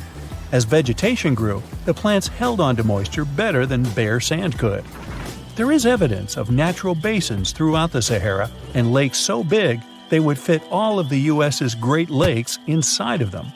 Archaeologists uncovered evidence of vibrant societies in what are now arid areas. It looks like ancient cultures were able to take full advantage of the African humid period. According to researchers, the human population peaked across the Sahara about 9,000 years ago. There are traces of fireplaces, hunting tools, fishhooks, and even mounds of fish bones. Records show that there have been over 230 green periods over the span of 8 million years. Solar radiation is always changing due to natural orbital cycles. That's why Earth will most certainly see another green Sahara moment. It might be thousands of years from now, but it will happen. The same way the Sahara turns green, it turns yellow again. Let's put it like that. All it takes is a significant axial tilt and a few years of readjusting. However, another phenomenon is calling the attention of scientists now. Recent studies by the National Science Foundation from the University of Maryland show the Sahara has expanded 10% over the past 90 years. This phenomenon is called desertification, which literally means fertile land turning into desert land. The Sahara Desert is now advancing into the semi-arid region of Sahel. In 1950, this region was home to 31 million people. Today, its population is over 100 million people. This rapid population growth has largely contributed to the Sahara's expansion. Farmers that were once nomads began settling down. Land usage grew more intense, aiding in weakening the soil. The demand for food has caused an overcropping of the land, so even more of it is turning into the desert now. The study also shows that natural climate cycles can affect rainfall in the Sahara and the Sahel. Scientists affirm that all deserts fluctuate, not only the Sahara. A desert's boundary may expand in the dry winter and contract during the wetter summer. South of the Sahara lies the Chad Basin. It is a natural body of water that now serves as an indicator of the Sahara's expansion. The Chad Basin is located in the region where the Sahara is advancing southward. An atmospheric and ocean expert from the University of Maryland explains that rainfall has reduced greatly in the entire region. Due to reduced rainfalls, there is less water across the entire basin, and even Chad Lake is drying out. Just like the Sahara, the Atacama Desert in Chile, deemed the world's driest, is also expanding. It is located north of the city of Santiago, and its southern border is expanding toward the Chilean capital. Because the climate is getting drier and drier here, the city of Santiago risks turning into an arid or semi-arid region itself. The once fertile valleys of local rivers that lived on agriculture and livestock for many generations are losing their revenues as Chilean land is turning into a desert. Since 2010, Santiago has received only a third of its annual rainfall. Outside of the city, farmers are digging holes in search of blue gold, or simply put, water. The situation here is very similar to that of Sahel. So tell me this, were you as surprised as I was to find out what has been happening in the Sahara region? Feel free to share in the comments below. The desert welcomes you with challenging conditions of abandoned environments and extreme temperatures. Hey, some of us would prefer dessert, chocolate, over sand and rocks. Oh well. Just like cactuses and camels, buildings have had to adapt to these conditions. Here are some examples of astonishing structures in deserts. These structures are called earthships. They're located in a New Mexico desert town. A large community of like-minded people lives in them. What's even more interesting is that the location of these buildings is registered as dumpsters. Maybe it's because all these structures are made out of old tires, bottles, and cans. Earthships operate using green building principles. About 40% of a typical earthship is built with natural or recycled materials. Imagine the walls made up of hundreds of used tires packed with dirt. Then there are layers of floor-to-ceiling passive solar windows. They gather the sunlight during winter and reflect it in the summer to keep the structures at a reasonable room temperature. You can see plants in corridors and glass bottles or aluminum cans stuffed inside walls. Certainly a distinct house in many ways. Mike Reynolds is an architect who noticed the alarming waste and consumption levels in the 1970s. He designed a fully sustainable home out of cans back then. Almost 40 years later, he becomes the one who brings together all the other earthshippers. Reynolds drove a Mercedes, but it ran off of the vegetable oil he picked up at fast food restaurants in town. A standard 2-bedroom, 2-bathroom earthship costs about $250,000 in this town. Yet there are earthships like Dobson House that can cost as much as $1.5 million. If you do it yourself, with family and friends, you can eliminate the cost of labor, and it becomes relatively less expensive. Let's assume you're really going to build one. Where can it be? Well, anywhere. Earthships currently fit in the cold, dry air of Canada, as well as the hot and humid climate of Haiti. This is the Mirage Mirror House. It's an installation set in the Southern California desert. Mirage opened in 2017 as part of a contemporary art exhibition. It's composed of mirrors. This minimalistic structure blends with the environment around it. The doors, windows, and openings have been removed to create an amazing experience. What you have in the landscape is reflected back to you. How's it made? With mirrored surfaces.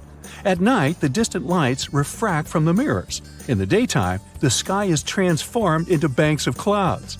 There's no fixed scenery in this house. How about seeing a futuristic structure in the deep desert? Architects designed a concept home that pairs perfectly with Elon Musk's Cybertruck. The house has a post-apocalyptic theme. I mean, when I say post-apocalyptic, it's because I can't say it. Anyway, the house is designed to survive in a disaster scenario. The cyber house has steel gates, the windows are armored, and the exterior walls are made out of super strong material. Modern house is controlled by an autonomous geothermal heat pump. To put it in less sci-fi terms, you can keep the internal temperature steady. This sleek house has an entrance that can fit the Cybertruck. After all, it's inspired by it in the first place. Plus, the Cybertruck can be lifted to the second floor to be more secure. This is King Abdullah Petroleum Studies and Research Center in Saudi Arabia. Basically, it's a laboratory in a desert. It was designed to demand minimum energy. The architecture has patterns on the walls and ceilings, giving reference to the local tradition of geometric form. The next stop is Swartberg House in South Africa. This one is located near the Swartberg Mountains, but don't get too excited. It's on the edge of the Great Karoo Desert. It's a 4-bedroom apartment. It has a special temperature regulating system. The system works like a shield from the heat in the summer and as a sun trap in the winter. You're looking at the Grand Mosque of Jinneh in Mali. This mosque is 52 feet tall. This is impressive because it's made of only sticks and a special mix of mud and other natural elements found in the desert. Petra is an ancient city hidden in the Jordan Desert. The structures are carved directly into red, white, and pink-colored sandstone cliff faces. It's located among the canyons and mountains near the desert.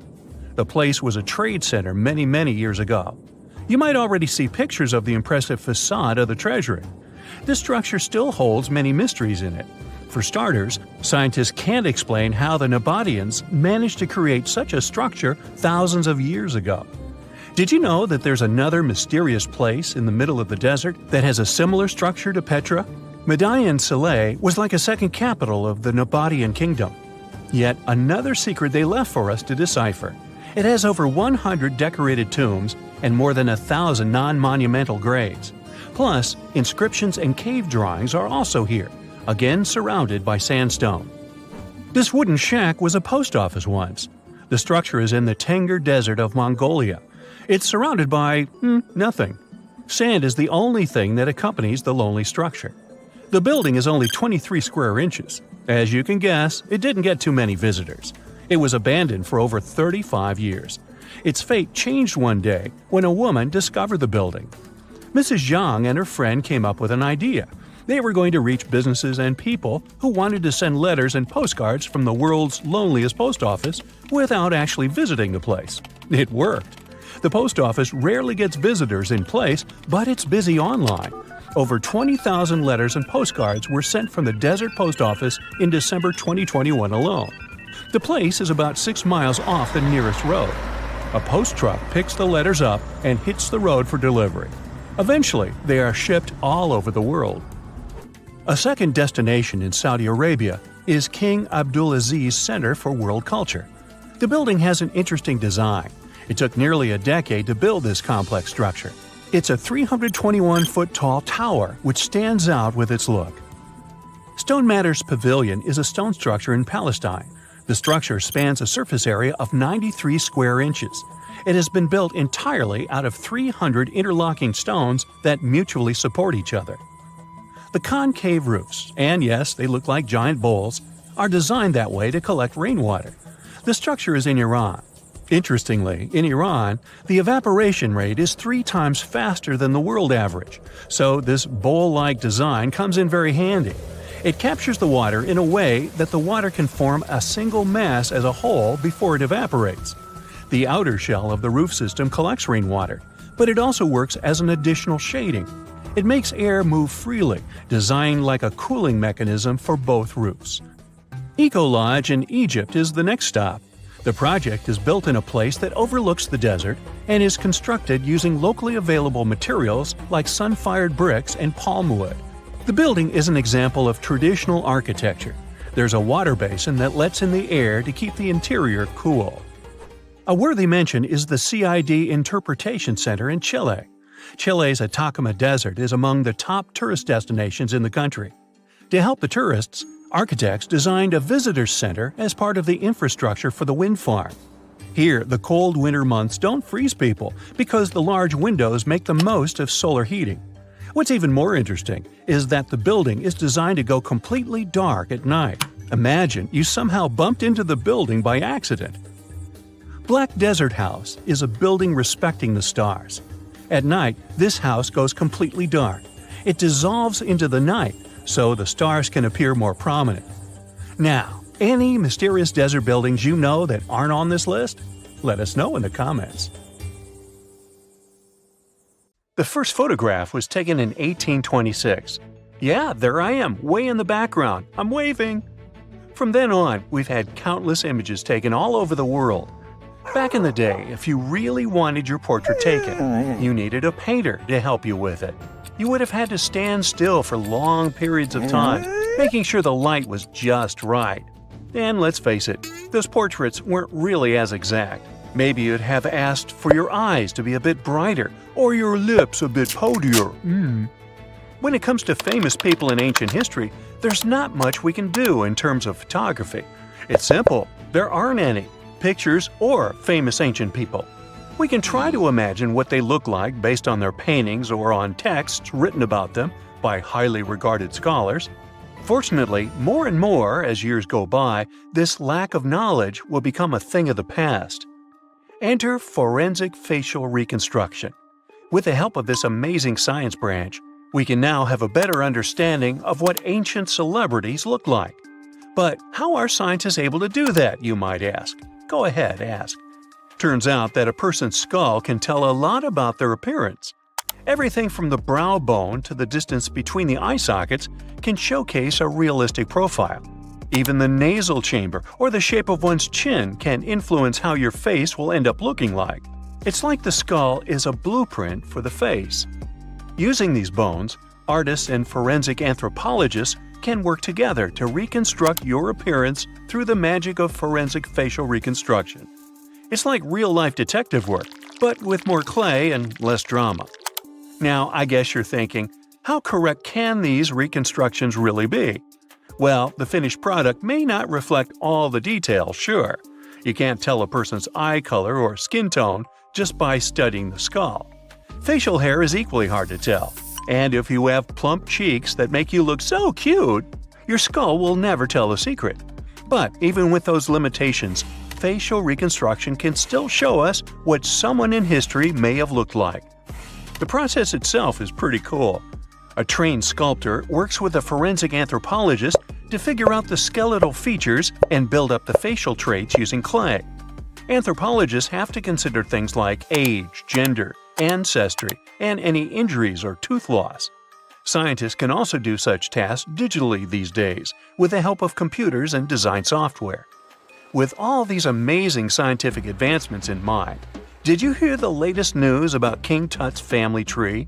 Well, apparently his possible father, an ancient Egyptian pharaoh, just got a new face makeover. And let me tell you, he's looking regal and serene due to some digital reconstruction magic. But even though this is the most correct representation of him so far, we still don't know for sure who he really is. This fellow was found in 1907 in the Valley of the Kings, just a few feet away from King Tut's tomb. Scientists have been studying him for over a century and think he might be Akhenaten, King Tut's daddy, and a very important Egyptian ruler for that matter. Still, some experts remain skeptical and say we need more evidence to confirm his true identity. The reconstruction of this ancient pharaoh's face was a months-long project by a group of brilliant scientists in Sicily. They even brought in a 3D forensic artist from Brazil to help out. The new model is different from earlier ones because they wanted to focus on his facial features and not get distracted by his hair, jewelry, or other bling. On the same note, make way for this latest fashion icon. No, it's not some famous model. It's a hunter-gatherer woman who lived in Sweden 7,000 years ago. And boy, is she fierce-looking in her new reconstruction. She's rocking a feather cape, a slate necklace, and a belt made from 130 animal teeth. Talk about being fashion-forward or backward. Plus, her dark skin is painted with white patterns, making her look like a true work of art. But don't be fooled by her stunning appearance. This woman was more than just a pretty face. She was buried upright in a location dating back to 5500 BCE to 4600 BCE, and her rich jewelry tells us that she was important in her local community. Thanks to the work of an archaeologist and sculptor, we can now see what this ancient woman looked like. They used a CT scan of her skull to piece together her face muscle by muscle, creating a unique expression. It's like making eye contact with the past. While we may never know for sure what her role was in her community, her intricate surroundings suggest that she held a special place for her people. Now, Otzi, the 5,300-year-old mummy from the Alps, also got a new makeover thanks to this amazing technology. He didn't go to a plastic surgeon if that's what you're thinking. Two Dutch brothers used their skills in forensic science and artistry to recreate his face for a new exhibit in Italy. Otzi was found in 1991 by hikers who stumbled across his mummified and frozen remains in the mountains near the Italian-Austrian border. He's been around longer than Stonehenge or the Pyramids of Giza. And now, thanks to the two skillful brothers, we finally know what he looked like. They used 3D images of his skull to recreate his face. A photographer also documented the whole process for half a year. Earlier research shows he passed away from a wound caused by an arrow. He was left in a protected area high up in a cold glacier region, so his body was preserved in the snow. He is now safely kept in a refrigerated cell at the museum, which mimics the wet, cold glacial conditions that kept him preserved. They even have a unique cooling system that makes it possible for the mummy to be displayed. Otzi's last birthday was his 46th, which was a pretty ripe old age for his time. He was about 5 feet 3 inches tall and weighed around 110 pounds, so he was on the smaller side. But hey, size doesn't matter when you've been around for over 5,000 years. King Henry VII got a digital makeover as well, and boy does he look good. A graphic artist used a mask of Henry VII's dating from 1509 to create an impressive and realistic reconstruction. Why a mask, you might wonder? Well, before photography, people used wax masks to preserve someone's likeness more accurately than paintings or illustrations. And let me tell you, the restoration of this Henry was a game changer. Henry VII was the King of England from 1485 to 1509. A depiction of him, which can be found at Westminster Abbey, was already lifelike, but the new digital reconstruction takes it a step further. It took the team behind it about 2 months to complete, using a combination of software, custom algorithms, and really tedious image adjustments that were done manually. The project started with a high-resolution image of the mask, which was then used to create a 3D model of the subject's face. From there, the lighting was designed. Lastly, facial markings and hair were added. But what's even more fun is that a beard was added to Henry VII's face too, since men during that era were commonly bearded, wore a beard. We'll never know for sure if he was bearded or not, but it's a hilarious touch that adds to the character of the reconstruction. The same team has also created facial reconstructions of other historical figures, like Mary, Queen of Scots, or Oliver Cromwell. These masks are like secret passages to another time, if you think about it. It's amazing how technology can take us back thousands of years to see faces we've only imagined. And who knows, maybe in a few hundred years, someone will recreate our faces from a selfie we took.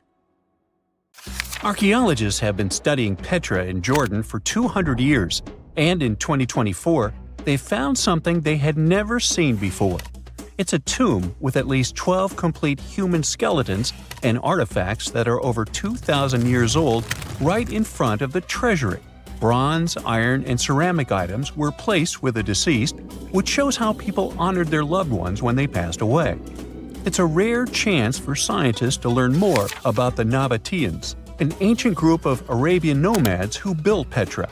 The objects found in the tomb under Petra's treasury are in amazing condition, but the skeletons became fragile because it's damp inside the tomb. They plan to study the remains and extract DNA to see if the people in the tomb were related. While some scientists are solving tomb mysteries, others have trained AI to find new ancient sites for them. They've created an algorithm that works with a special type of satellite imagery. This technique uses radio waves that can peek under things like sand, soil, and even ice to find hidden objects. AI will help search a huge desert on the Arabian Peninsula called the Empty Quarter for archaeological treasures. The lead scientists of the experiment trained the algorithm to recognize hidden locations using data from a site they had found before. The new tech can discover buried structures within 20 inches, which is very precise. Another groundbreaking tech, LiDAR, which means light detection and ranging, helped archaeologists reveal new hidden cities all around the world. LiDAR can see big structures beneath layers of vegetation and map even subtle changes in ancient landscapes. They use it to scan large areas from a small plane flying over places that aren't so easy to study from the ground, like dense jungle. In 2024 alone, they found new Maya settlements in southern Mexico, gardens, roads, and rivers in Ecuador's Amazon rainforest, ancient ruins on the Pacific island of Tonga, and the remains of 2 medieval cities along the Silk Road route in Uzbekistan. Maybe some smart technology can also explain what Marge Simpson is doing on Earth in an ancient Egyptian tomb from 3,000 years ago. The drawing, featuring a woman with yellow-colored skin, a blue crown, and a green outfit, is alarmingly like the famous cartoon character. If you don't see a resemblance here, I hope you'll at least enjoy an amazingly well-preserved necklace with amethyst and agate beads. It's from another recent find from Egypt, an ancient tomb with 11 sealed burials near Luxor. Archaeologists also found 2 copper mirrors, one with a lotus-shaped handle and the second with a unique design of the deity of the sky, women, fertility, and love in ancient Egypt. The hair of the figurine was originally made from almost 4,000 mud beads. Another awesome find from 2024 is an ancient Greek shrine with intact burials, a sarcophagus, and plenty of gold inside. They think it was built before the year 300 before the Common Era, and the marble lions, also found inside, were made from the same marble as the Parthenon in Athens. Greece is so full of ancient treasures that the city of Thessaloniki will house around 300,000 of those artifacts in their new subway system. Meanwhile, archaeologists in France have found a monument unlike any other, and they can't figure out what it was used for. It's direct proof that people used to live here between the Neolithic and the early Iron Age periods. The coolest part is a monument made of 3 unique shapes that fit together like puzzle pieces. Some gravel found in the monument could mean there used to be a wooden fence called a palisade.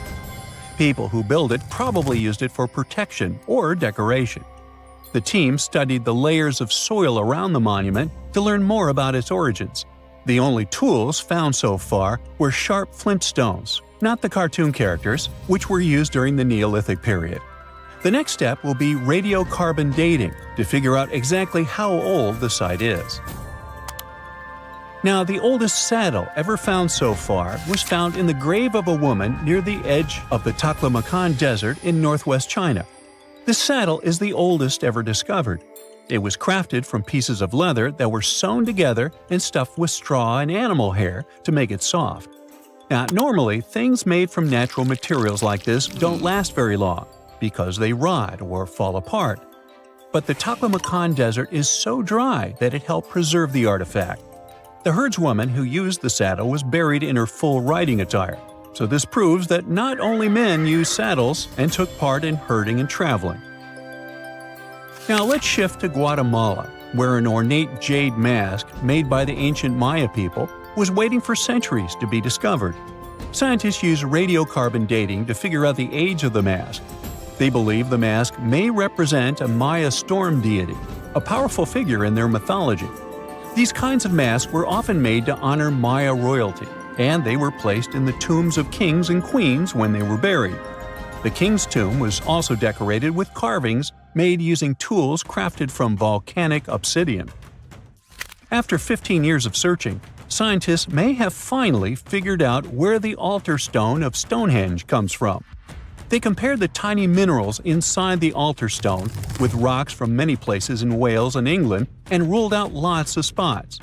Then they found the perfect match with a place in Scotland, more than 466 miles away from Stonehenge. This area might even be Orkney, a group of islands in the far northeast of Scotland where a lot was going on during the Neolithic period. The big question now is how ancient people moved such a massive stone so far. The altar stone is over 16 feet long and weighs more than 6 tons. The new theory is that they might have used boats to carry it across the coastline and rivers. Once it was close to Stonehenge, they theoretically dragged it across the land using wooden sleds, ropes, and a lot of teamwork. Meanwhile, in the north of France, an ancient home popped to the surface during the construction of a new house. It turned out to be a luxury urban house for the elite from the 2nd century of the Common Era. The inside of the house was destroyed by a fire, but under the destroyed layer, there are beautiful real-size fresco paintings. Turkish archaeologists unearthed the arm and foot bones of elephants that lived around 9 million years ago.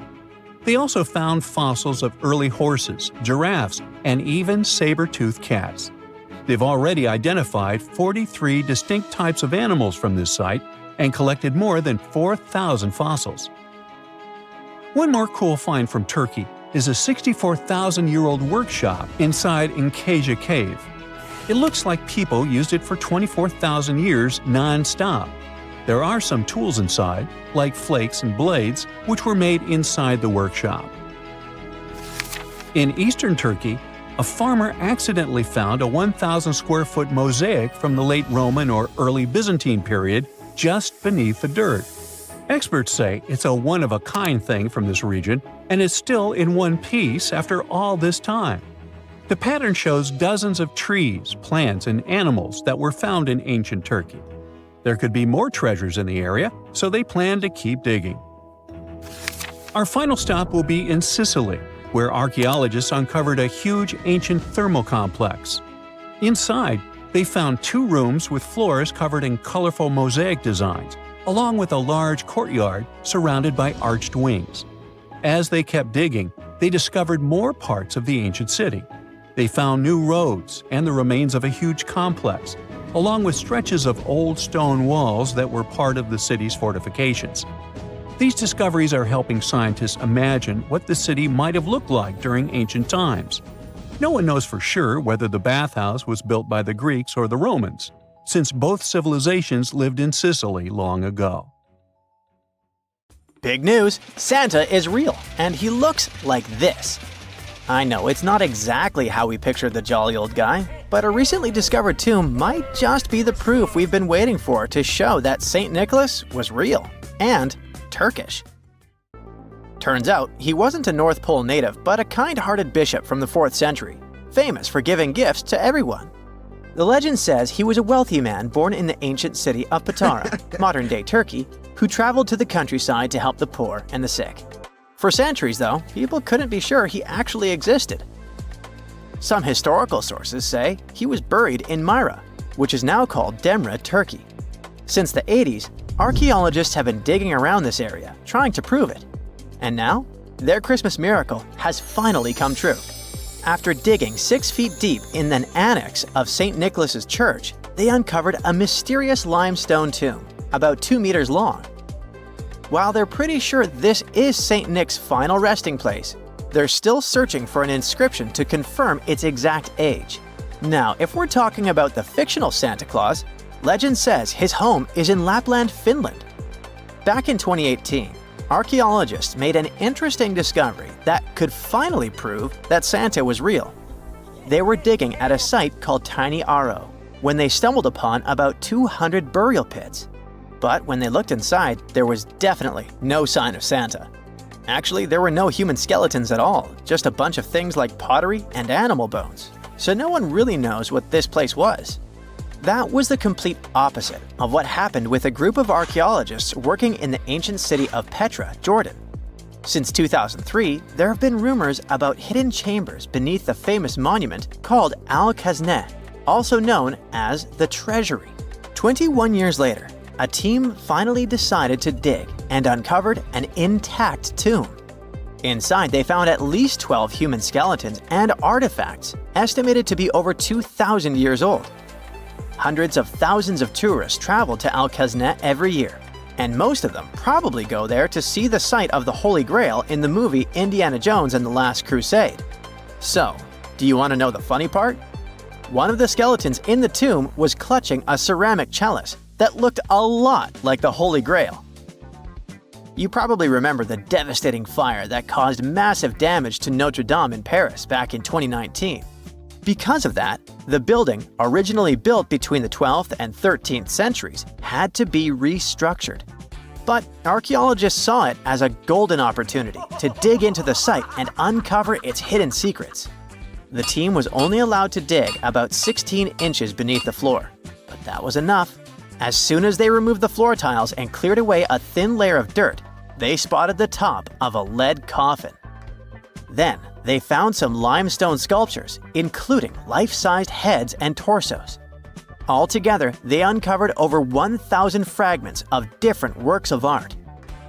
Ancient statues have been found in the most random places, including a sewer.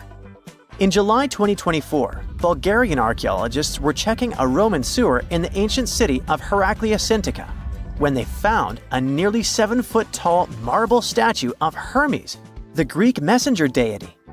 This town was completely devastated and abandoned after 2 earthquakes, one in the year 388 and the other in the year 425. But somehow, it didn't destroy this statue. In fact, its head was found in surprisingly good condition. Finding ancient artwork is definitely fascinating, but imagine stumbling upon an entire hidden city in the Amazon rainforest. Using high-tech lasers, researchers uncovered a lost civilization with thousands of structures and a whole network of roads, canals, and houses, all buried beneath the dense jungle. This city was built around 2,500 years ago, in an area located in the shadow of a volcano, which, by the way, could have erupted and destroyed this civilization at some point. It's hard to say exactly how many people lived there, but experts estimate they stayed up there for about 1,000 years. This discovery proves ancient people also had huge, organized cities in the middle of the Amazon. A similar thing happened in Campeche in southern Mexico. An archaeologist was doing some research on the internet when he accidentally discovered a hidden Maya city.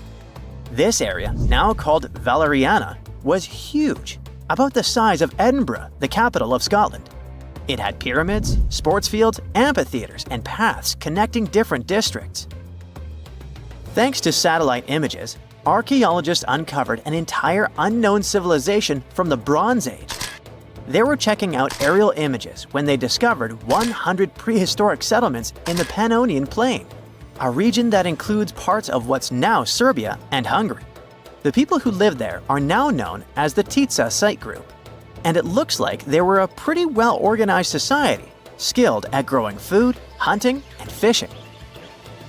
Google Earth helped a team to uncover a mysterious set of 400 ancient gates in Saudi Arabia. These gates, scattered across the desert, are thought to be from thousands of years ago. They're made of stone and arranged in weird formations that have left archaeologists scratching their heads. I mean, they don't look like they were meant for funerals, and they don't seem like structures where people lived. So, we still have no idea what they are. Technology is really changing archaeology. Thanks to artificial intelligence and, well, a $1 million prize, we've finally been able to decipher part of an unreadable and super damaged ancient scroll. The Herculaneum scrolls were discovered by workers digging up the ancient town of Herculaneum near Pompeii in 1752. But their condition was so bad that, for years, they were considered indecipherable. Thankfully, AI has helped unveil their secrets. Based on the studies so far, experts believe that one of these scrolls was written by a philosopher who valued pleasures, like music and food, above all else. No doubt, Stonehenge in England is one of the most mysterious places on Earth. Some theories even suggest it was built by extraterrestrials. After more than a century of research, archaeologists are still figuring out how it came together. See that big altar in the middle? Turns out it came all the way from Scotland. And that's pretty wild, considering this massive sandstone block weighs over 6 tons, and the people who built Stonehenge more than 4,000 years ago didn't have the luxury of wheels or modern tools. We can find some pretty amazing stuff in the oceans too. In 2013, a mysterious shipwreck was found about 20 feet underwater off the coast of Kenya. At the time, no one knew where it came from, but now, researchers are pretty sure this could be a ship from Vasco da Gama's fleet. You know, the famous Portuguese navigator, best known for being the first to sail from Europe to India by rounding Africa's Cape of Good Hope. If it's confirmed, this shipwreck could be one of the earliest European shipwrecks in the Indian Ocean. Ancient treasures can take many forms, including a bottle. Recently, archaeologists in Norway uncovered a 150-year-old message in a bottle during an excavation of a Viking burial mound. The bottle contained a letter written by Anders Lorange, an archaeologist who worked on the site back in the 1800s, along with his business card and a few coins wrapped in paper. The letter gave some details about the excavation, though it seems L'Orange got a few things wrong, like the exact number of Viking shields discovered. At the end of the letter, he wrote a personal note in runic script, "Emma Gade, my girlfriend." So it gave us not only insights into history, but also a peek into his love life. Before we get into the reason why and how there are pyramids all around the world, let's talk about some of the examples. I'll start with the Pyramid of the Sun in Mexico. These folks really knew how to build a city. Their well-planned urban center spanned over 7 square miles and boasted several pyramids. But the Pyramid of the Sun is the most impressive. This giant pyramid was built way back in 100 CE and is one of the biggest structures of its kind in the whole Western Hemisphere. It's so big that it's 216 feet high above the ground. If you ever find yourself in this ancient city, you won't be able to miss the Pyramid of the Sun. It's right there on the east side of the Avenue of the Dead, the city's main north-south street. To build this incredible pyramid, around 1 million cubic yards of material were used, including a special kind of red volcanic rock called hued tezontle. Impressive, huh? We don't know too much about the people who built the Pyramid of the Sun or its purpose. But archaeologists believe there was once a temple on top of it. When explorers went below the pyramid in the 1970s, they found a bunch of cool tunnels and chambers. In 2011, they even found a secret stash of clay pots, obsidian pieces, animal bones, human figurines, and a mask. Who knows what other secrets the pyramid is hiding? If you decide to see this one, you must climb the pyramid using the 248 uneven steps on the west side. Watch your step. Sudan got some pyramids too. Nubian pyramids aren't as big as the ones in Egypt, but they still got around 200 of them. These ancient pyramids have been home to the tombs of the pharaohs of the Meroitic Kingdom for almost 1,000 years, who ruled Egypt from Nubia to the Mediterranean Sea. The pyramids at Meroe were constructed using granite and reddish sandstone. Oh, and did you know that Sudan has more ancient pyramids than Egypt? The Kushite pyramids depict the indigenous architecture and burial traditions of Nubia's Napata and Meroe kingdoms, which ancient Egypt influenced. Meroe, the burial site of over 40 queens and kings, is the most extensive Nubian pyramid site. The tomb walls depict mummified royals bedecked in jewelry, their wooden caskets containing bows, quivers of arrows, and other artifacts pointing to the Meroitic relationship and trade with Egyptian and Greek civilizations. So if you're looking for some ancient tombs to explore, you may consider skipping the crowds in Egypt and heading on down to Sudan. Let's fly to Iraq to see some more pyramids. Ziggurats have fancy receding layers and tiered temples. Instead of a smooth exterior, it has tiers like a cake. Perfect for all the important work and rituals that went on inside. You can find these towering structures scattered throughout Iraq and Iran, and they're a real testament to the power and skills of the people who built them. One of the biggest and most impressive ziggurats is the ziggurat at Ur. It's basically a giant rectangular pyramid that stands a whopping 70 to 100 feet tall, with 3 levels of terraces and a temple on top. Can you imagine how many baked bricks it took to build that thing? Try 720,000 for just the lower portion. This particular ziggurat was built for Sumerian king Ur-Nammu. Similar to other ones, this pyramid has been around for thousands of years, so it got a little rough around the edges. Thankfully, the Babylonian king Nebuchadnezzar II and some archaeologists came to the rescue in the 6th and 20th centuries respectively, and now you can find this near Talil Air Base. The ziggurat at Ur was built in 2100 BCE by King Ur-Nammu for the moon deity Nana. It was the tallest building in the city, and you could see it from miles around. It was like the medieval cathedral spire of its day. People would come here to bring their agricultural surplus and get their food allotments and seek spiritual nourishment. Sadly, the Nana temple at the top of the ziggurat didn't survive, but we do have some blue glazed bricks that may have been part of its decoration. The lower parts of the ziggurat are pretty amazing though. The architects even included holes in the temple's baked exterior to let the water evaporate from its core. Since we explored some of the pyramids on our planet, let's take a broader perspective. They can be found in many parts of the world. Egypt has over 100 pyramids, double that number in Sudan, and dozens of others are scattered in the Middle East and China. The Americas have the most pyramids in total, with more pyramids than the rest of the world combined. These pyramids are located in Mexico, Guatemala, Honduras, and El Salvador. Time to know more about the evolution of pyramids through history. The oldest pyramid is in Egypt. This pyramid was a step pyramid, which was created by placing one layer of stone on top of another. The pharaoh Sneferu is credited with creating the pyramid shape we recognize today. During his 45-year reign, he built 3 pyramids. His first 2 attempts failed, but he finally got it right with the Red Pyramid, which is considered the first true pyramid. It was Sneferu's son, Khufu, who built the Great Pyramid of Giza, which was the tallest human-made structure on Earth for almost 4,000 years. Latin American pyramids are similar to early Egyptian step pyramids, but they were built independently with no knowledge of each other. The pyramids in Sudan were built around 700 BCE and are tall but much narrower than those in Egypt.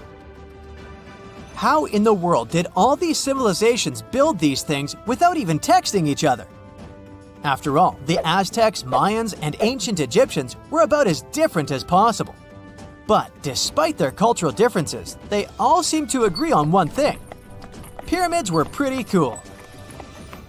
Step pyramids are all around the world because they were the most feasible and stable way to build large and tall structures without access to lighter building materials like wood and metal.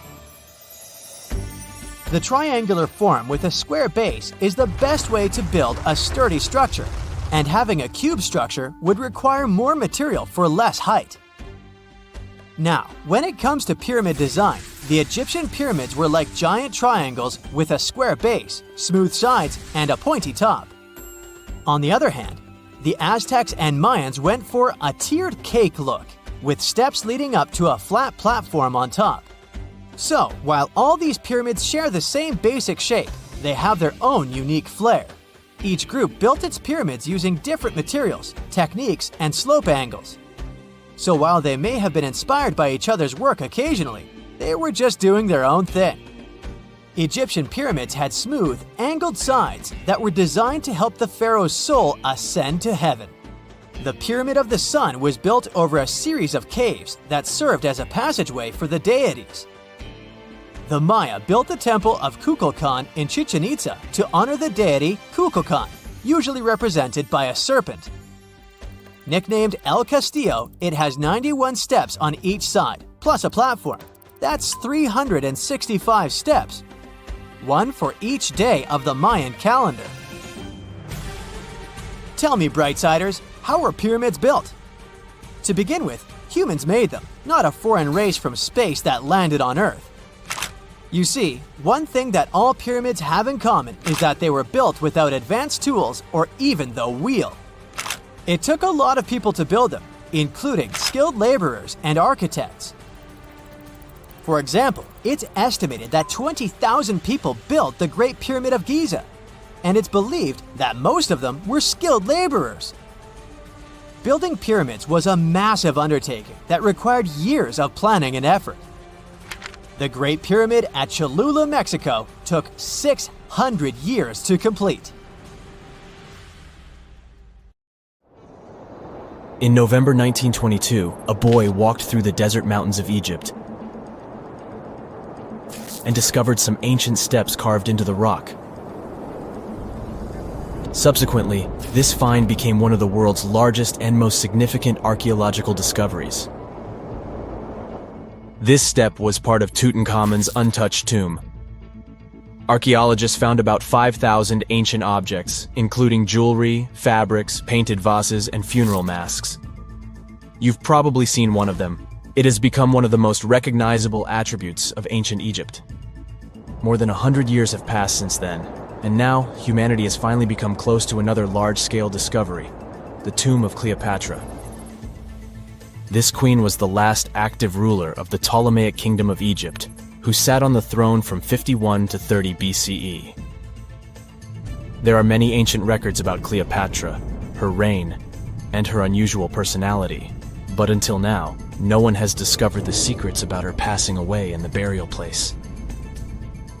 So, one archaeologist, Dr. Kathleen Martinez, has been studying ancient records and temples around Alexandria for decades, and concluded that the tomb of the queen should be located under the ancient city of Taposiris Magna, founded in 280 BCE.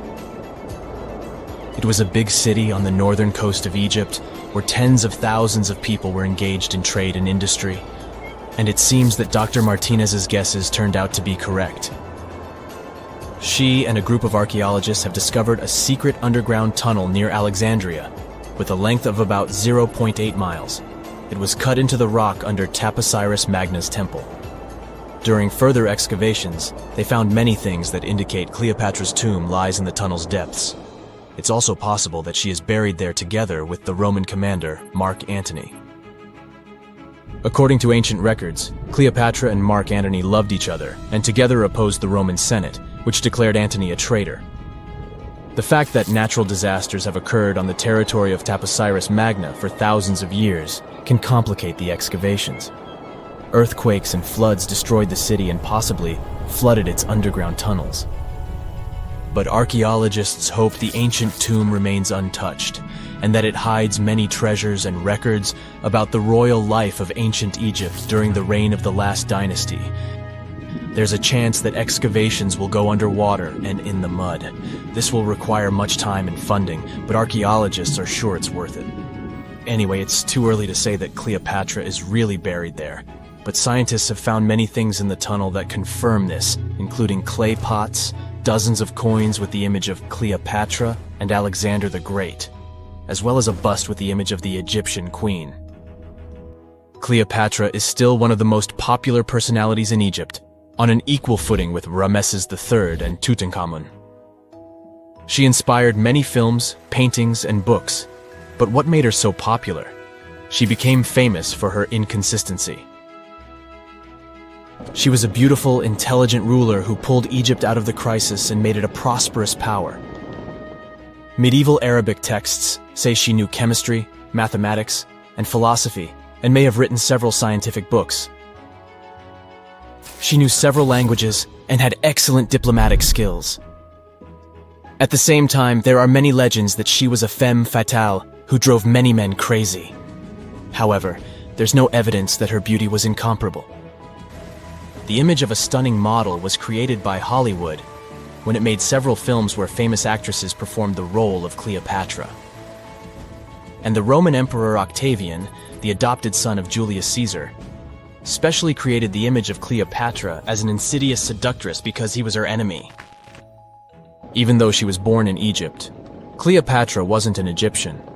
Her ancestors were Greeks, among whom was one of the generals of Alexander the Great. However, the people of Egypt loved her. She learned the language and was very sensitive to the traditions of this country. She knew the history, mentality, and customs of ancient Egypt well. She raised the level of its economy and strengthened its status as a world power. Much of this was made possible thanks to her cunning and impressiveness. She loved theatrical performances and lavish celebrations. She knew how to surprise people and put on a show. But behind the exterior image of a luxury lover was an intelligent and calculating ruler. Ancient Egypt was a rich, luxurious country, and Cleopatra did everything to increase its wealth and strengthen its position in the international arena. For example, she was once in conflict with her brother Ptolemy XIII Odd. The queen knew that she wouldn't be able to resist him, so she decided to attract Julius Caesar to their side. The Roman emperor arrived in Alexandria, where Cleopatra wanted to meet him, but Ptolemy knew about her plans and was about to prevent her from coming to Caesar. Then, instead of a rich and noisy arrival, Cleopatra decided to make her visit inconspicuous. She wrapped herself in a carpet or linen bag the emperor's servants carried into Caesar's private chambers. Cleopatra emerged from the carpet and impressed the Roman emperor with her beauty and determination. As a result, they fell in love with each other and became close allies. After some time, she impressed another influential Roman for diplomatic purposes. She arrived to meet Mark Antony on a golden barge with purple sails and silver oars. Cleopatra was dressed in the image of Aphrodite and sat under a magnificent canopy. Her servants dressed like cupids and were blowing her fan and burning incense. But Cleopatra created such a show for a reason. She knew that Antony revered Greek mythology and considered himself the embodiment of Dionysus. As a result, he was so impressed with this woman that he ended up marrying her. Cleopatra defended her crown, strengthened her alliance with Rome, and bore Antony 3 children. In Egypt, they threw big parties and enjoyed wealth with power. However, the relationship of a high-ranking official with the Egyptian queen caused a scandal in Rome. Octavian was Antony's primary opponent in the struggle for power, so he exploited the situation to darken the competitor's reputation. He used propaganda to make Cleopatra an insidious seductress in the eyes of Roman citizens. He accused Antony of succumbing to her charms. The Roman Senate supported Octavian and declared Cleopatra an enemy. In 33 BCE, this conflict reached a high point when Antony's navy clashed with Octavian's fleet. The latter won and forced his enemy to flee to Egypt with Cleopatra. According to some records, they took refuge near Alexandria. Pursued by the Romans, they hid in one of Cleopatra's palaces and met their end. Some legends say that Cleopatra was an expert in poisons. She provoked a venomous snake, a viper or an Egyptian cobra, to bite her. Also, according to another legend, she pricked herself with a poisonous needle. There's a theory that Cleopatra always carried an ampule with poison inside her hairbrush. And when she was cornered, she soaked the needle with this poison and pricked herself. None of this can be said for sure. Scientists are still trying to find out the truth. Perhaps when they reach Cleopatra's tomb, the world will get more answers about her tragic fate. She is considered the last ruler of Egypt. After her passing, Octavian plundered her palaces and temples and returned to Rome, where he became the main emperor. He successfully ruled the country and expanded its borders. His reign ended when he turned 75.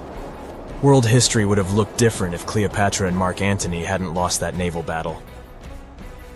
By the way, did you know that more time has passed between Cleopatra's reign and Neil Armstrong's flight to the moon than between the reign of the Egyptian queen and the construction of the Great Pyramid of Giza? Armstrong took a step on the Earth satellite in 1969, 38 years after the birth of Cleopatra. And the construction of the pyramid took place in 2560 BCE. Imagine how long the history of ancient Egypt is. Cleopatra is closer to us in time than to the pyramids. In 1850, French scientist Auguste Mariette went to Egypt looking for manuscripts, but accidentally found a head of a sphinx sticking out of the dunes. He cleared the sand and figured out the sphinx was guiding the entrance to some underground construction. Several months later, he finally entered the Serapeum of Saqqara. Inside, he found an enormous granite sarcophagi with remnants of 64 bulls. Scientists are still amazed by the tech that the ancient Egyptians used to transport those enormous boxes. The Serapeum was built around the year 3000 before the Common Era. It was an underground tomb built to honor the sacred Apis bulls of ancient Egypt.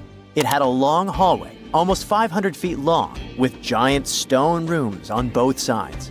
Some of the sarcophagi weighed as much as 50 average cars, and all of them were made with super precision, with exact 90-degree angles. These sarcophagi were beautifully decorated with hieroglyphs and carvings that told stories about the lives and importance of the Apis bulls. Now, there are 24 sarcophagi left. In ancient Egypt, Apis bulls were very special animals connected to the deity Ptah. They thought the bulls carried Ptah's spirit and wisdom, helped the pharaoh, and protected the Egyptians. Priests looked for special markings on young bulls to find Apis bulls. It could be a white triangle on its forehead, which symbolized divine light, a shape on its back like a vulture's wing, and a scarab shape under its tongue, which stood for rebirth. If a bull had these signs, they believed it was chosen by Ptah and treated it like royalty. The chosen bulls lived in a special temple in Memphis, the city where they worshipped Ptah. They received the best care and offerings from visitors who wanted their blessings. When an Apis bull passed away, it was treated with great honor and mummified. When Mariette entered the Serapeum, he noticed traces of rollers on the gallery's floor and found 2 wooden horizontal winches. Each had 8 levers. Later, other explorers saw double rails. The burial chambers were lower than the hallway floor. To get the boxes into place, workers filled the chambers with sand so the sarcophagi could be rolled in straight. Then they slowly removed the sand to gently lower the boxes into perfectly cut spaces in the bedrock. A carved stone sign found in the Serapeum said it took 28 days to move just one sarcophagus and its lid into its spot during the time of Ptolemy II. The extreme precision of the sarcophagi with 90-degree angles also has an explanation. Ancient Egyptians wrote texts, or rather, papyrus, on geometry a long time ago. It shows that they knew the approximate number pi and could calculate the volume of a pyramid with its top cut off. If they could figure out complicated math like that back then, it makes sense that they could also carve perfectly flat surfaces 500 years later. All this sounds pretty legit, but some people think certain things don't add up here. The size of boxes is way larger than the size of bulls, yet they buried pharaohs in tiny coffins that barely fit their bodies. The sarcophagi are made out of granite with crazy precision, and they could have just used limestone, which would have made things way easier. The transportation of the boxes seems pretty simple, but only in theory. If one person could pull about 440 pounds, then at least 250 people would be needed to pull just one box. The tunnels in the Serapeum are really narrow, only about 2 feet wider than the boxes themselves. There's no way hundreds of people could have squeezed into those tight spaces to pull the boxes. And even if they did, how would they turn the box in the cramped corridor, lower it into its niche, and place it perfectly in the middle? Somehow they did this 24 times, and every box is centered perfectly. Plus, the chambers were dusty, and there were no signs of soot from lamps. This means they must have worked in almost complete darkness. The real use of the boxes could also be different. A long time ago, even before the Egyptian pharaohs ruled, the local people already knew how to use fermentation. It happens when tiny organisms called yeast eat certain ingredients like starch and turn them into gas and ethanol. So someone in ancient Egypt probably put food like barley, bread, and even meat inside a giant stone box, then closed it tight with a heavy lid. These stone boxes, carved from granite, were so precisely made that they were almost completely sealed, so nothing could escape from it. As the yeast inside the box started working, it created more and more CO2 gas. It built up pressure inside the box. The granite boxes were incredibly strong. They could handle more pressure than a car tire can hold. When granite was squeezed under such pressure, its crystals produced a tiny electric charge.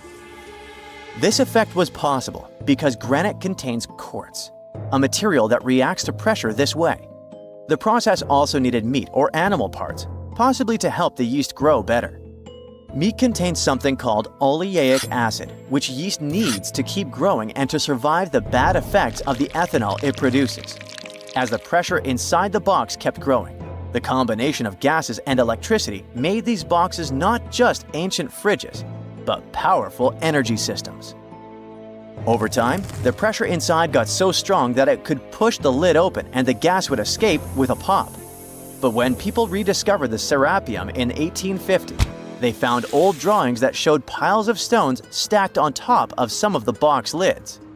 So, someone long ago probably tried to make the lids even heavier by adding extra weight to make it harder for the gas pressure to push them open.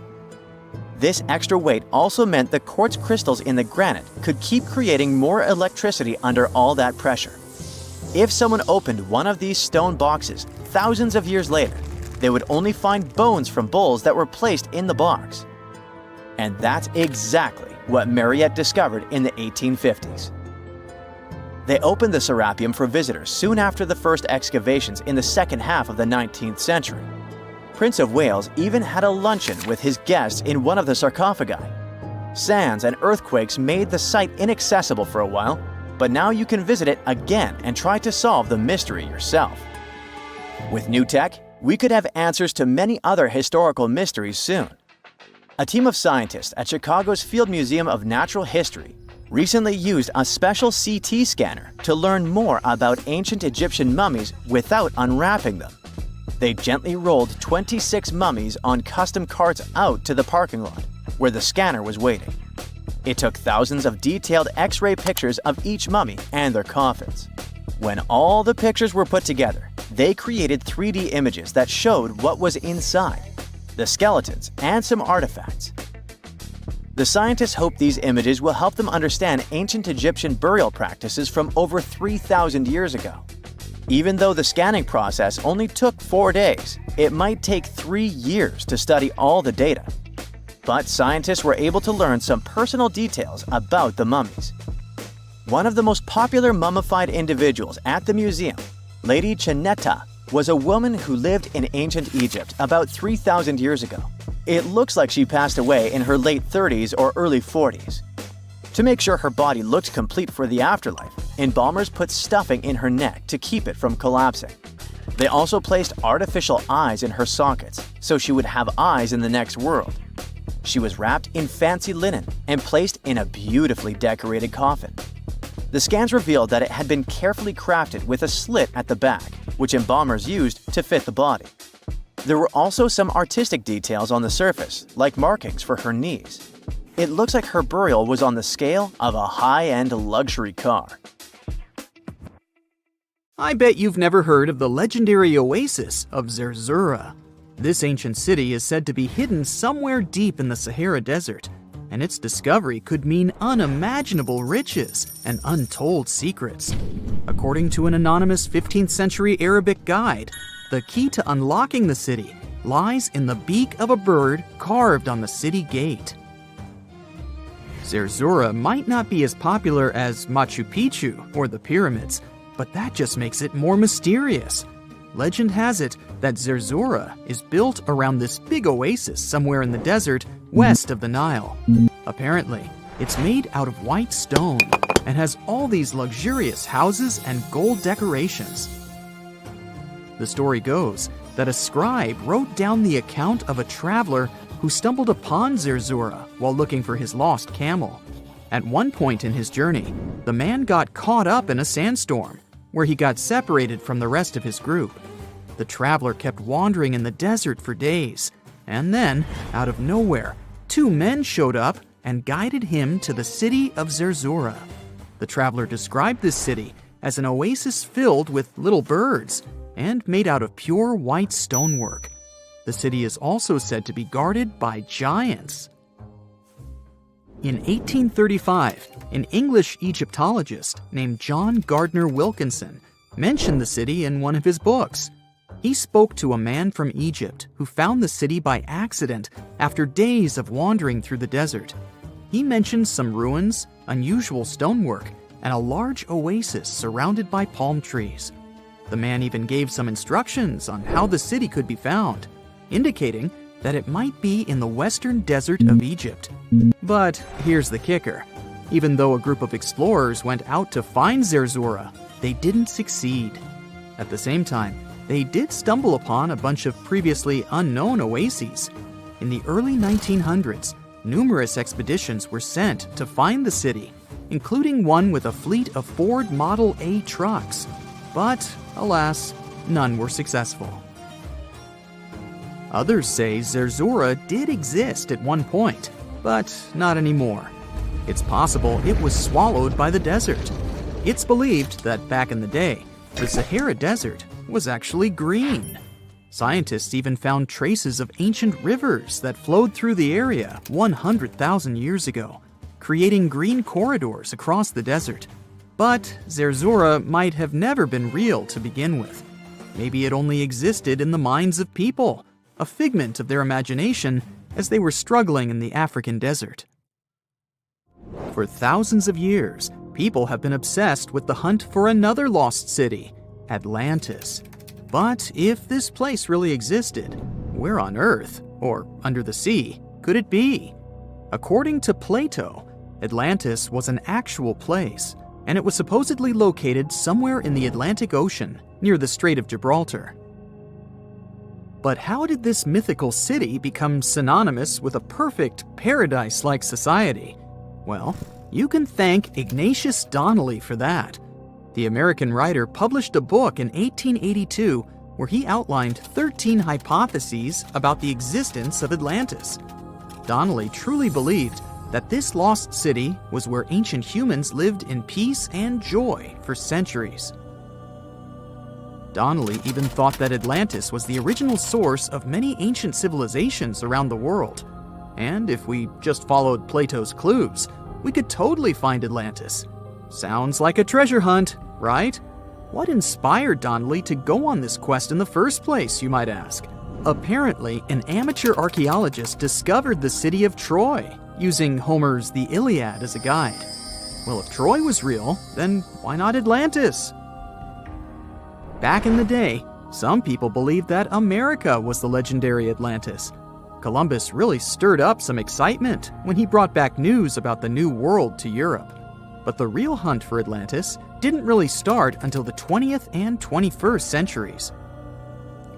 Some people tried to connect the dots between a volcanic eruption on the island of Santorini and the destruction of Minoan settlements. But in 2018, a team of investigators claimed they had nailed it, announcing they had discovered concrete proof that Atlantis had existed. What was their evidence, you ask? A series of mysterious circles in a national park in Spain. But the circles turned out to be nothing more than experimental ponds for studying zooplankton. Let's face it, there's no real evidence that Plato's lost city of Atlantis actually existed. But it doesn't make searching for it any less exciting, does it? The Fountain of Youth isn't a lost city per se, but it is another mythical location that many have claimed to have stumbled upon over the years. Long ago, people were obsessed with the idea of living forever, or at least extending their lives as much as possible. Each culture had its own wild story, like the Greeks talking about a magic fountain that let people live longer, or Alexander the Great finding a river of paradise that could heal the wounded. Japanese legends spoke of hot springs that could make you young again, while the Caribbean locals talked about the restorative powers of the water in one of their own mystical lands. Explorers searched far and wide for these magical waters, but nothing. Probably the most famous of all was the story of the Spanish explorer Juan Ponce de Leon, who thought he'd found it in Florida. Now, Ponce de Leon was quite a character. He sailed with Columbus and became an important figure in the area now known as the Dominican Republic. He found gold in Puerto Rico and even became the island's administrator. But when the ruler of Spain decided to replace him in his duties, he got upset and decided to explore Florida, looking for gold and the elusive Fountain of Youth. He explored the Bahamas, but sadly, he didn't find any gold or magic water. He did, however, make his way to Florida. He explored the coast and even discovered the Gulf Stream. Unfortunately, his last expedition didn't go well, and he was wounded. But the legend of him searching for the Fountain of Youth lived on. Even though historians don't think he was really looking for the Fountain of Youth, thousands of people visit the Fountain of Youth Archaeological Park every year to try the sulfur-smelling water. It's the oldest attraction in Florida, which has been around since the 17th century. Some say the water has unusual properties, but I'll leave that up to you to decide after you visit this place. Norse mythology has its own mysterious land called Thule. It's said to be somewhere between Scandinavia and Iceland, where the sun barely shines and the cold bites hard.